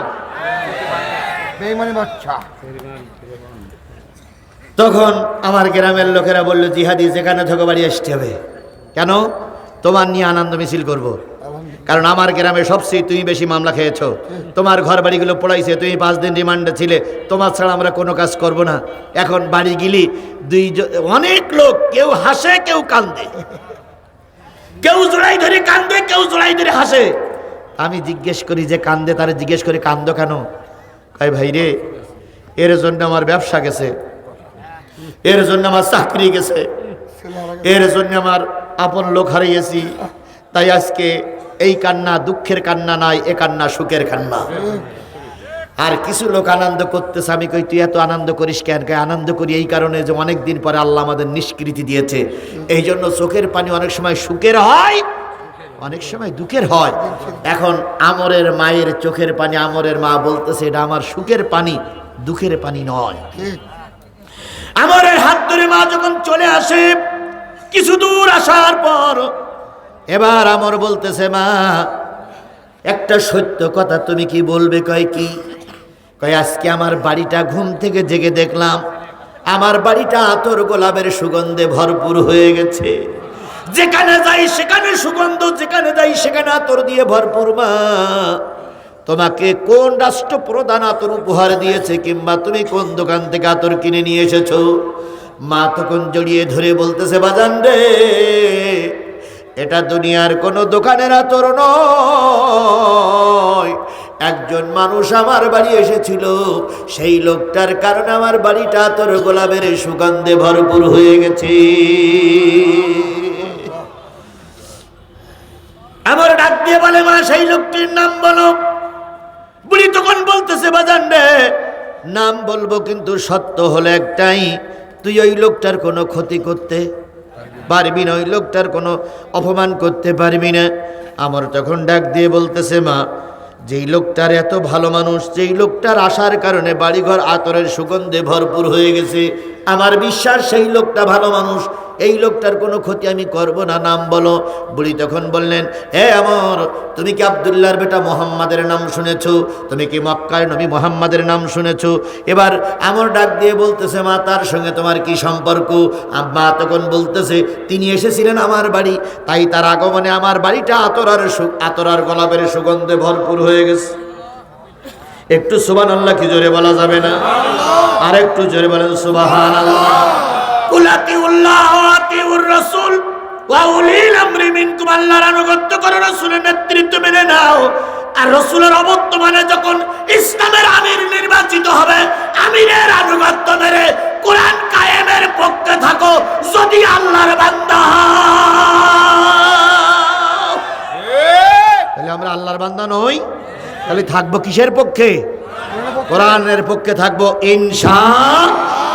আমার কথা, আমার কাজ, আমার সাপোর্ট, আমার ভোট, আমার চা খাওয়া, আমার ওয়াজ, আমার নসিহত, আমার টাকা দেবা, টাকা নেবা, সব হবে আল্লাহর জন্য, রাসূলের জন্য। আজকে আমরা যা দান করেছি সব আল্লাহ এবং রাসূলের জন্য। কথা বলেন, কথা বলেন, কথা বলেন আমার ভাইয়েরা। আমর তখন বলল, মা তুমি কি শুনেছ, তুমি কি জানো ওই নবী মুহাম্মাদের নামে হুলিয়া জারি করা হয়েছে? নবী মুহাম্মদকে জীবিত অথবা মৃত্যু ধরে দিতে পারলে 100 লাল উট দেওয়া হবে, সুন্দরী নারী বিয়ে দেওয়া হবে, তারপর মক্কা শরীফের একটা মন্ত্রী করে দেওয়া হবে। দয়া করে মা কোন পথ দিয়ে চলে গেছে আমারে দেখাই দাও, নবীর কাল্লাটা কেটে আমি আবু সুফিয়ানের কাছে জমা দেবো। এবার মা বলতেছে, বাজান তুই না ওয়াদা করলি তুই নবীর ক্ষতি করবি না, একান্তই যদি ক্ষতি করতে চাস আগামীকাল নবী আমার বাড়িতে আবার দাওয়াতি তাবলিগ নিয়ে আসবে, তুই অপেক্ষায় থাক, নবী আসলে যা পারিস করিস। আমার একটু ক্ষান্ত হলো। পরের দিন সকালবেলা আমার ঘুম থেকে আগেই জেগে বসে আছে, আর নবীজি আসবেন দাওয়াতি তাবলিগ নিয়ে। বুড়ি মানুষ অন্যদিন বাড়িতে বসেছিল, নবীর সঙ্গে কথা বলিনি, আজকে বুড়ি আগেই যেয়ে পথের মাঝখানে দাঁড়িয়ে আছে, কখন আসবে নবী মুহাম্মদ। কালকে ছিল নবী বুড়ি ইসলামের শত্রু, আজকে হইছে বুড়ি ইসলামের খাদেমা। এরকম ঘর, এরকম পরিবেশ আমাদের দেশে আছে না নাই? স্বামী বাম দলের রাজনীতি করে আর স্ত্রী ইসলামী দলের রকম। স্বামী বৈঠক সহ্য করতে পারে না, স্ত্রী প্রতি সপ্তাহে গ্রামে গ্রামে তালিম করে বেড়ায়। এরকম নাই? এই কথা বলেন, এরকম নাই? হেদায়েত তোমার আগে মহিলারা আগে পেয়ে গেছে, আর আশা করছি এবার মহিলারা হেদায়েত পেয়েছে, এবার আর দিন কায়েমের পথে কেউ বাধা হতে পারবে না, পারবে না, পারবে না। আমার মা বোনদেরকে বলি, আপনারা যে পথে আছেন সেই পথেই থাকুন, কারণ আপনার স্বামী আপনার কবরে যাবে না, আপনার ছেলে মেয়ে আপনার কবরে যাবে না। আপনার কৈফিয়ত দেওয়ার জন্য আপনাকে কোরআন হাদিস মেনে চলতে হবে। স্বামী আর স্ত্রী, ছেলে মেয়ে সবাই যদি কোরআনপন্থী হয়ে যায়, ওই ঘরটা হয় জান্নাতের ঘর। আর কেউ কোরআনপন্থী, কেউ কোরআন বিরোধী, সে ঘরটা হয় জাহান্নামের ঘর। আজকে ব্যথাটা বুঝতে পারছে আমার শামসুল ভাই। স্ত্রী হারা, স্ত্রী ছাড়া যে থাকা কত কষ্ট, বিশেষ করে এই বয়সে খুবই কষ্ট। কথা বলেন, কথা বলেন, কথা বলেন। আল্লাহ ওনাকে সবরে জামিল দান করুক। এরকম অবস্থা যেন আর কারণ না হয়, আল্লাহ যেন সবাইকে কবুল করেন। সকলে মিলে বলুন আমিন। এই ছেলে, এই, ওঠ। কি হলো? আচ্ছা আচ্ছা, তাড়াতাড়ি আস, তাড়াতাড়ি আস ভাই। আর আর মাত্র গুনে গুনে 5-7 মিনিট হবে, হবে। একটা লোক জানে না, ওটা যেটা উঠবে জোর করে ধরবেন, আস্তে করে বসাই দেবেন। যদি বলে আমার হিসু চাইছে, বলবেন হিসু এই জায়গায় যান। আচ্ছা, তবুও যেন আমরা না যাই। আল্লাহ আমাদের কবুল করুক, আল্লাহ আমাদের কবুল করুক, আল্লাহ আমাদের কবুল করুক। আমার ভাইরা, স্যার কষ্ট পাচ্ছেন না তো? ভালো কিছু মনে খারাপ ছিল, আমার স্যার এখনো ঠিক আছে। খুব ভালো। আমার ভাইরা, জি, আমার ভাইরা, বুড়ি মানুষ আগেই যে বসে আছে, দাঁড়িয়ে আছে। নবীজি আসলেন, বুড়ি আগের থেকে সালাম দিয়ে বলতেছে, আসসালামু আলাইকুম বাজান, কেমন আছো? আল্লাহু আকবার, আল্লাহু আকবার, আল্লাহু আকবার। নবীজি বলতেছে, মা আল্লাহর রহমতে ভালো আছি। সুবহানাল্লাহ। সুবহানাল্লাহ। একবার যদি কেউ ইসলাম বুঝে যায়, বোম মেরেও তারে ঠেকানো যায় না। যে বিশ্ববিদ্যালয় কেউ নামাজ পড়লে তাকে শিবিরি ট্যাগ দিয়ে মেরে ফেলা হতো, যে বিশ্ববিদ্যালয় কোরআন পড়া তো দূরের কথা, আরবি অক্ষর সম্বলিত কোনো বই পুস্তক নিজের রুমে থাকলে তাকে মৌলবাদ বলে মেরে ফেলা হতো, সেই বিশ্ববিদ্যালয় এখন কোরআনের পতাকা উড়ছে।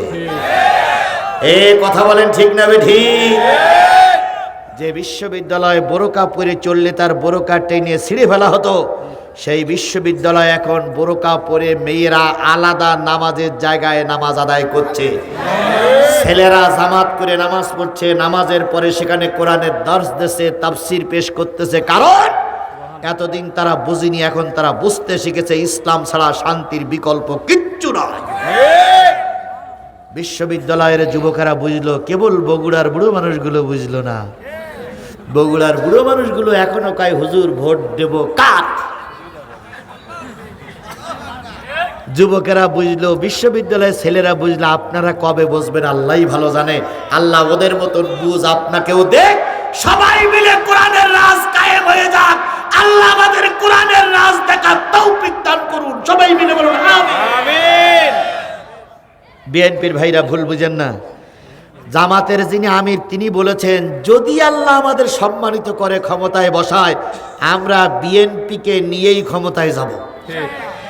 আর তার মানে তার উদ্দেশ্য যদি জামাত ক্ষমতায় যায় হয়তো খালেদা জিয়া হবে রাষ্ট্রপ্রধান। এটা তাদের টার্গেটে থাকতে পারে, আমি জানি না, তবে এরকম একটা টার্গেট নিয়ে তারা কাজ করছে, কাউকে তারা বাদ দেবে না। সুতরাং বিএনপি মানে জামাত, জামাত মানে বিএনপি। এই জন্য সকলের কাছে আবারও দাবি করলাম, কেউ কারোর পোস্টার ছাড়বেন না, কেউ কারোর ব্যানার ছাড়বেন না, কেউ কারোর পোস্টারের উপরে পোস্টার মারবেন না, কেউ কারোর জন্য শত্রুই পরিণত হবেন না। আমরা সবাই ভাই ভাই, যার সেই কথা বলুক, ভোট কেন্দ্রে যেয়ে যারে খুশি তারে ভোট দেন, আমরা কোনো বাধা দেব না।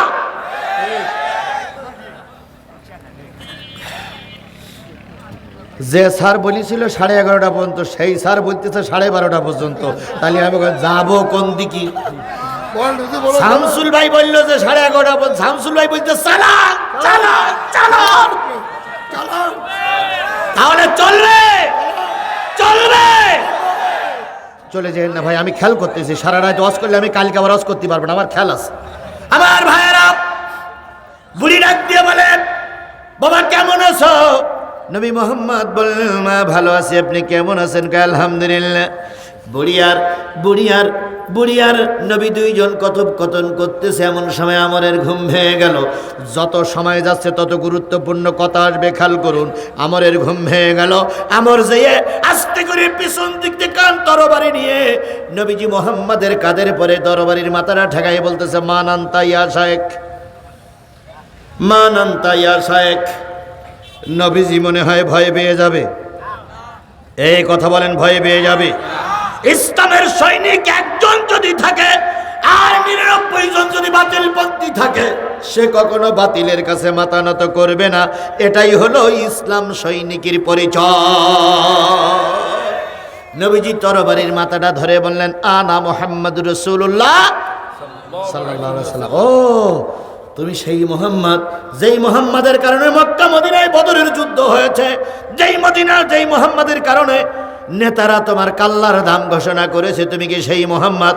তৈরি হও, কাল্লা নিয়ে আবু সুফিয়ানের কাছে জমা দেব, আর আমি 100 উট পাবো, মক্কার একটা অংশের ভাগ পাবো, সবচেয়ে সুন্দরী নারী বিয়ে করতে পারবো। নবী তরবারির মাথাটা ধরে বললেন, ওরে আমর, আমি তোমার মায়ের সামনে কথা বলতেছি, আল্লাহর কোরআন সাক্ষী, বৈধ বাপে যার জন্ম দেয় সে কখনো নবী হত্যা করতে পারে না। সে হোক হিন্দু, সে হোক খ্রিস্টান, সে হোক বৌদ্ধ, সে হোক আওয়ামী লীগ, সে হোক বিএনপি, সে হোক জামাত, যার বাপ বৈধ হয় সে কখনো নবী হত্যা করতে পারে না। যার বাপ বৈধ সে আলেমদের বিরুদ্ধে মিছিল করতে পারে না। এই কথাটা তো এমনি এমনি বলে যাই, তাহলে কালকে বলবে হুজুর সব নিজে বলিস, দলিল নেই। এবার দলিল দেই, ইন্নাল্লাযীনা ইয়াকফুরুনা বিআয়াতিল্লাহ ওয়া ইয়াকতুলুনান নাবিয়্যিনা বিগাইরিল হক ওয়া ইয়াকতুলুনাল্লাযীনা ইয়া'মুরুনা বিল কিসতি মিনান নাস ফাবাশশিরহুম বিআযাবিন আলীম। নিশ্চয়ই যারা কোরআনের কোনো একটা আয়াত অস্বীকার করে ওরা কাফের। সেই দৃষ্টিকোণ থেকে আমরা স্পষ্ট করতে বলতে পারি, বাউল আবুল সরকার কাফের, কাফের, কাফের। কারণ সে কোরআন অবমাননা করেছে। ডাক্তার মোহাম্মদ ইউনূস যতই তার সাপোর্ট গাও, সে মুসলমান থাকতে পারে না। আর কাফের হলে তার সঙ্গে মুসলমানের সম্পর্ক থাকতে পারে না। তাই আল্লাহ বলেন, কোরআনের কোন একটা আয়াত যারা অস্বীকার করে তারা কি? ওয়ায়াকতুলুনান নাবিয়্যিনা বিগাইরিল হক, যুগে যুগে যারা নবীদের হত্যা করেছে ওরাও সব কাফের। ওয়ায়াকতুলুনাল্লাযীনা ইয়া'মুরুনা বিল কিসতি মিনান নাস, যুগে যুগে মানুষের কাছে নবী থাকবে না, হক্কানি আলেমরা থাকবে।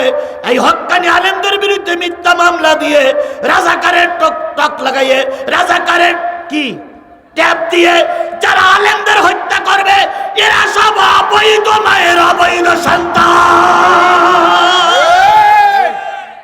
সুতরাং আলেমের বিরুদ্ধে যারা মামলা দিয়েছিল, সাইদি রায়ের পরে বগুড়ায় যারা মিছিল বের করেছিল, এদের রক্ত আর এর বাবার রক্ত খোঁজ করেন, নিশ্চয়ই এর জন্ম সময়ের বাপ ঘরে ছিল না। এরা অবৈধ রক্ত দিয়ে দুনিয়ার মধ্যে গেছে।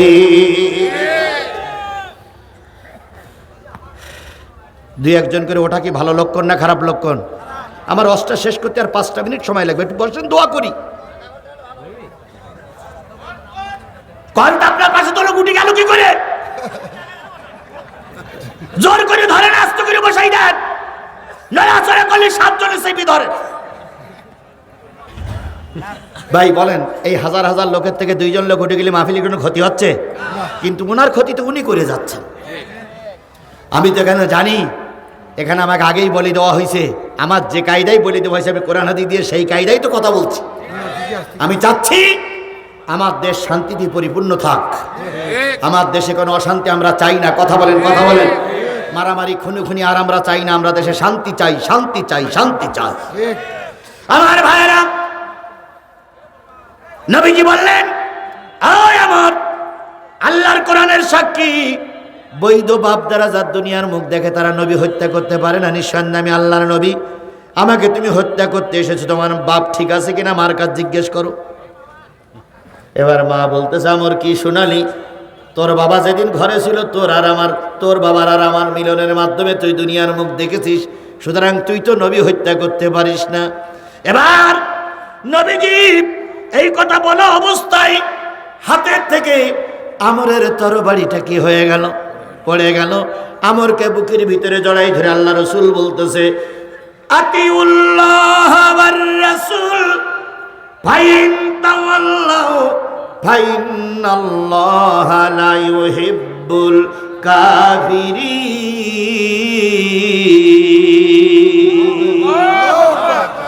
আমার জীবনের 25টা বছর পার করে দিলে, জাহিলিয়াতের পথে থেকে, কাফেরের পথে থেকে এখন আল্লাহর আনুগত্য করো।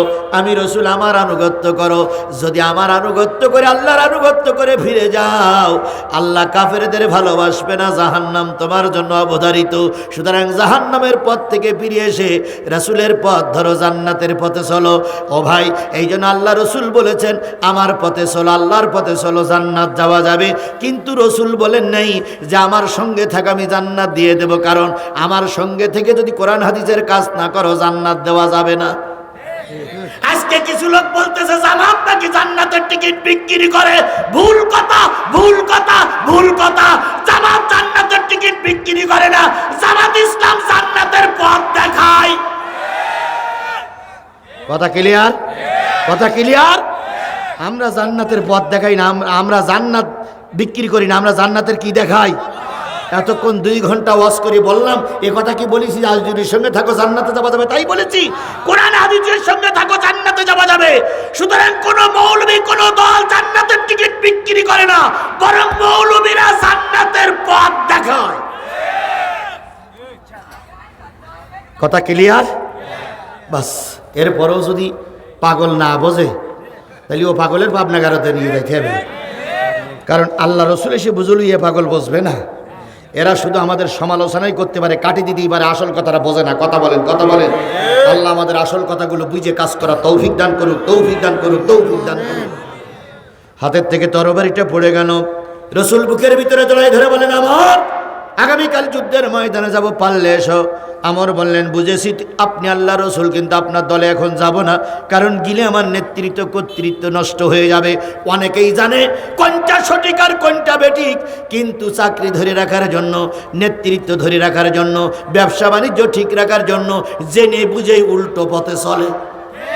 আছে না এরকম? আছে না? আছে না? ওরা জানে যে কোনটা সঠিক আর কোনটা বেঠিক, তারপর ওরা বেঠিক পথে চলে। হুজুর, এখন যদি মৌলবীদের দলে যায়, আমার ঠিক।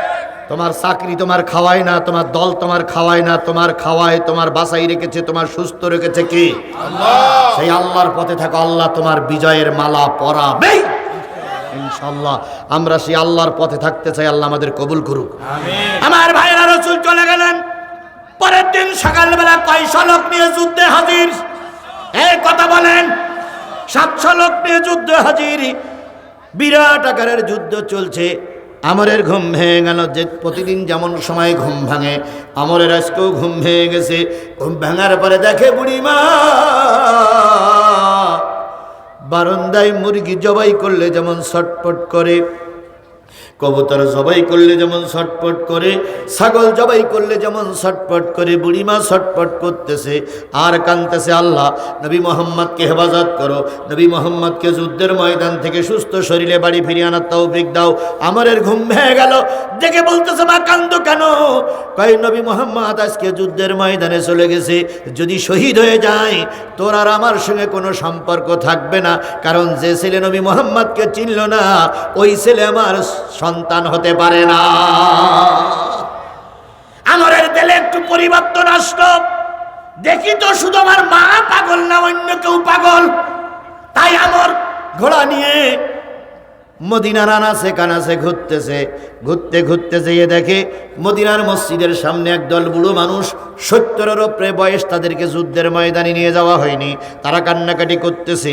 এবার আমার জিজ্ঞেস করলেন, বুড়ো মানুষগুলো, মুরব্বীরা কান্দো কেন? মুরব্বীরা স্পষ্ট করে বলতেছে, তুমি যুবক এখনো মদিনায় ঘুরে বেড়াও, আর আল্লাহর নবী 700 লোক নিয়ে উহুদের ময়দানে আবু সুফিয়ানের সঙ্গে মোকাবেলা করার জন্য গেছে। যদি আজকের এই যুদ্ধ নবী মারা যায়, তোমার মতন যুবক কামরাকে গিয়ে ফালা ভিল্লা করে ফেলবো, বেরিয়ে যাও। আমার ওখান থেকে বেরিয়ে আসলেন, আসতে যেয়ে দেখে একদল যুবতী মানুষ বাচ্চাগুলো কোলে করে নিয়ে, বাচ্চারা দুধে মুখ লাগায় না, বাচ্চাটাও কান্দে, মাও কান্দে। আমার জিজ্ঞেস করলেন, বোন তুমি কেন কান্দো? বাচ্চাগুলো কান্দে, কেন কান্দে? যুবতীগুলো বললেন, কে তুমি, কি তোমার পরিচয়, তুমি কি জানো না আল্লাহর নবী কাফেরের মোকাবেলা করার জন্য উহুদের ময়দানে গেছে, যদি নবী মারা যায় আমরা তোমাকে জ্যান্ত রাখবো না। বাচ্চাগুলো কেন দুধ খায় না?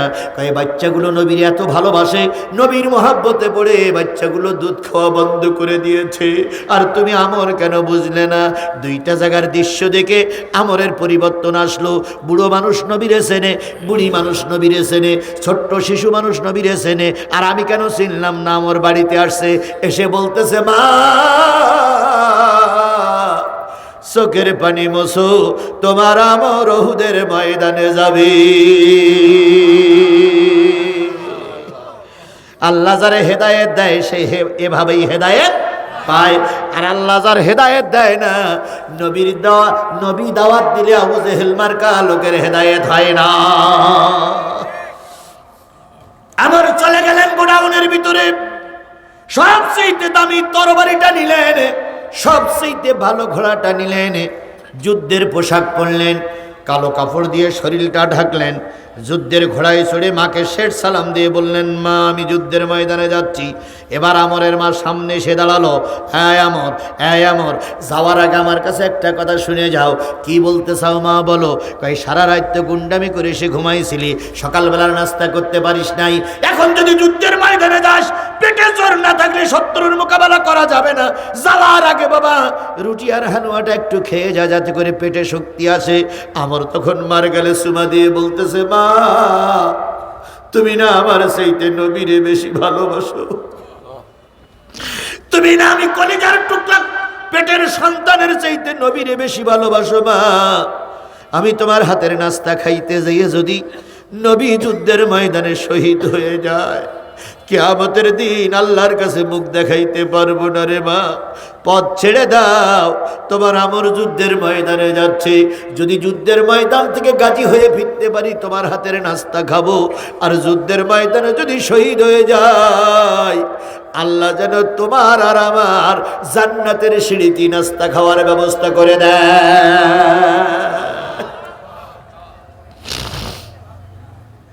আল্লাহ যাদের হেদায়েত দেয় তারা এভাবেই হেদায়েত পায়, আর আল্লাহ যাদের হেদায়েত দেয় না তারা নবী এসে দোয়া করলেও হেদায়েত হয় না। এবার আমরের গালের ভিতরে রুটি আর হালুয়া ঢুকাই দিল, আমর ঘোড়ার পিঠে চড়ে খাইতে খাইতে যুদ্ধের ময়দানে গেল। যুদ্ধের ময়দানে যে তুমুল বেগে যুদ্ধ চলছে, কালো কাপড় দিয়ে শরীরটা ঢেকে এবার নবীজির সামনে যে সালাম দিয়ে বলতেছি, ইয়া রাসূলুল্লাহ গোস্তাকি মাফ করবেন, বিয়াদবি মাফ করবেন, আপনার আমর যুদ্ধের ময়দানে এসেছে। নবী আমরের দিকে তাকাই বলতেছে, আমর রে সেই তো আসলে, কিন্তু খুব দেরি হয়ে গেছে, বড্ড দেরি হয়ে গেছে। সেই তো কালেমা পড়লে, আরেকটু আগে যদি কালেমা পড়ে আসতে এত বড় সর্বনাশ আমার হতো না। আমার বলেন, ইয়া রাসূলুল্লাহ কি ক্ষতি আপনার হলো? নবী বললেন, আমর রে উহুদের ময়দানে তাকায়া দেখ, আমার চাচা আমির হামজা শাহাদাত বরণ করেছে। কাফেরেরা বুকটা চিরে ফেলেছে, কলিজাটা বের করে হিন্দা নামক একজন পাপিষ্ঠ মহিলা চিবাচ্ছে। আমির হামজার লজ্জাস্থান কেটে নেছে, আমির হামজার চোখ দুটো তুলে নেছে, আমির হামজার কানটা কেটে নেছে, আমির হামজার পুরুষাঙ্গটা কেটে নিয়েছে। খোলা ময়দানে আমির হামজারে টুকরো টুকরো করে আনন্দ করতেছে। ও আমার তাকায়া দেখ, আমার প্রিয় চাচার কলিজার বোটাটা ধরে কিভাবে আনন্দ করতেছে। যদি আর একটু আগে আসলে হয়তো এত বড় ক্ষতি আমার হয়ে যেত না। আমর বলেন, ইয়া রাসূলুল্লাহ দোয়া করেন, আমি উহুদের ময়দানে গেলাম কাফেরদের প্রতিশোধ নেওয়ার জন্য। নবী বললেন, আমর যাওয়ার আগে কালেমাটা পড়ে যাও। যুদ্ধের ময়দানে যাওয়ার আগে কি করে যাও? কালেমাটা পড়ে যাও। এই যুদ্ধে যদি তুমি শাহাদাত বরণ করো, আমি রাসূল তোমার জন্য জান্নাতের জিম্মাদার। ইমাম বুখারী বলেছিলেন, কয়জন বেনামাজি জান্নাতে যাবে? দেখেন শেষ পর্যন্ত সে মিলান।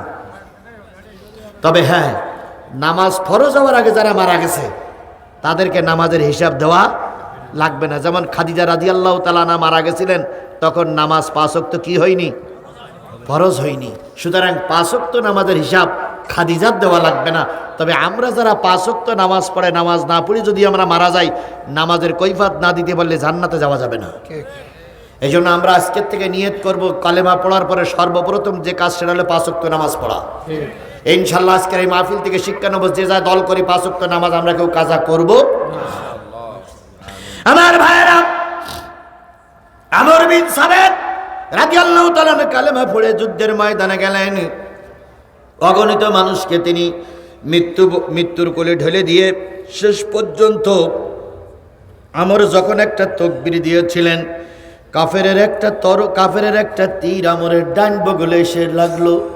আমর আর ডান হাত নিচে করতে পারেন নাই, বাম হাত দিয়ে তীরটা উঁচু করে আল্লাহর কাছে বলেছিল, মালিক 1 ঘন্টা আগে এই তীরের রক্ত ছিল ইসলামের বিপক্ষে, আর 1 ঘন্টা পরে এসে এই রক্ত হয়েছে তোমার কোরআন কায়েমের পক্ষে। এই মাহফিলে 10টার আগে যারা এসেছিলেন তারা ছিলেন ইসলামের বিপক্ষে। আজকের কথা শুনে যদি মনে হয় দিন কায়েম ছাড়া শান্তির কোনো বিকল্প রাস্তা নাই, এখন যদি আপনি বাড়ি যাওয়ার পথে মারা যান, আল্লাহ পাক আমরের মতন মর্যাদা দিয়ে জান্নাতি করবে। সুতরাং আমরা কি আশা নিয়ে এখান থেকে বেরিয়ে যেতে পারি? যতদিন বেশি আছি কোরআন কায়েমের পক্ষে, যতদিন বেশি আছি কোরআন কায়েমের পক্ষে, যতদিন বেশি আছি দিন কায়েমের পক্ষে। কারা কারা রাজি আছেন? 2 হাত উঁচু করে আল্লাহরে দেখান, জোরে একটা তাকবীর হবে, নারে তাকবীর, লিল্লাহি তাকবীর। আল্লাহ হাতগুলোর দিন কায়েমের পক্ষে কবুল করুক। আমিন। আরেকটু জোরে বলেন আমিন। আরো জোরে আমিন, আরো জোরে আমিন। আমর বাম বগলে তীর পড়ল, এক পর্যায়ে 70টার মতন তীর আমরের সমস্ত শরীরে পড়ল। ওই যুদ্ধে 70 জন শাহাদাত বরণ করেছিলেন। কোন যুদ্ধে? উহুদের যুদ্ধে। 69 জন লোককে শনাক্ত করা হলো। একজন লোক পাহাড়ের পাদদেশে পড়িয়াছে, বুকে কয়টা তীর নিয়ে? 70টা তীর নিয়ে। সবাই বলতেছে, ইয়া রাসূলুল্লাহ 69 জন পাওয়া গেছে। নবী বললেন, না না, এই যুদ্ধে আল্লাহ বলেছে 70 জন মুসলমান মারা গেছে, সুতরাং 69 জন হবে না, 70 জনই হবে। আল্লাহ রাসূল আমরের কাছে গিয়ে বললেন, তোমরা আমরের সম্পর্কে কি বলো? আমরা বলি আমর একজন ইসলাম বিদ্বেষী। নবী বললেন, না না না, আমর ইসলামের পক্ষে। তোমরা বলতেছো আমর জাহান্নামী, আমি রাসূল বলতেছি আমর আল্লাহর জান্নাতি। তখন সাহাবী আজমাইন বলেন, ইয়া রাসূলুল্লাহ, একদিনও মদিনার মসজিদে নামাজ পড়িনি, একদিন আপনার সঙ্গে মিছিল করিনি, একদিনও জনসভায় যাইনি, আপনি বলতেছেন আমর জান্নাতি কি করে হলো? নবী বললেন, সাহাবী শোনো, আমর কালেমা পড়ার পরে মিছিল মিটিংয়ে যাওয়ার সুযোগ, নামাজ পড়ার সুযোগ হয়নি। আমর কালেমা পড়েছে, যুদ্ধের ময়দানে সে দিন কায়েমের জন্য শহীদ হয়ে গেছে, আল্লাহ তার শাহাদাত কবুল করে নিয়েছে, তাই সে জান্নাতি। এই হাদিসটার অনুসারে আমি বলতে পারি, আজকে তওবা করে কোন নারী আর পুরুষ যদি এই সংকল্পবদ্ধ হন যে কোরআন কায়েমের পক্ষে থাকবো, আগামীকাল ফজরের আগে যদি আপনার মৃত্যু হয়ে যায়, রসুলের এই হাদিস মেনে আমি বলতে পারি আল্লাহ পাক আপনাকে জান্নাতের মেহমান বানিয়ে দেবে। তাহলে আমরা সবাই আজকে নিয়ত করব, যতদিন বেঁচে আছি কোরআনের পক্ষে থাকবো। জোরে বলেন, আরো জোরে বলেন। ও ভাই, বগুড়ার সুন্দর রাস্তা হয়েছে শেখ হাসিনার আমলে, বগুড়ায় অনেক কাজ হয়েছে বিএনপির আমলে। বিএনপি আওয়ামী লীগ যে কাজ করিনি তা না, কিন্তু বিএনপি বলেন, আওয়ামী লীগ বলেন, জাতীয় পার্টি বলেন, অন্যান্য দল বলেন, কেউ কোরআনের রাজ কায়েম করি নাই। আমরা একটা বার সকলকে সঙ্গে নিয়ে জাতীয় সংসদে কোরআন কায়েম করে আমরা একটা বার কোরআন দিয়ে দেশটা পরিচালিত করতে চাই। এই কাজে আপনাকেও আমি দাওয়াত দিচ্ছি, আপনিও কোরআনের কর্মী হন। আমরা সবাই কোরআনের কর্মী হয়ে আগামীতে কোরআনের রাজ কায়েম করার জন্য যার যা আছে তাই নিয়ে তৈরি থাকবো। কারা কারা রাজি? দুই হাত উঁচু করে আল্লাহরে দেখান। নারায়ে তাকবীর, নারায়ে তাকবীর। আল কোরআনের আলম, আল হাদিসের আলম। আল্লাহ আমাদের হাতগুলোরে কবুল করুক, সকলে মিলে বলেন আমিন। আরো জোরে আমিন।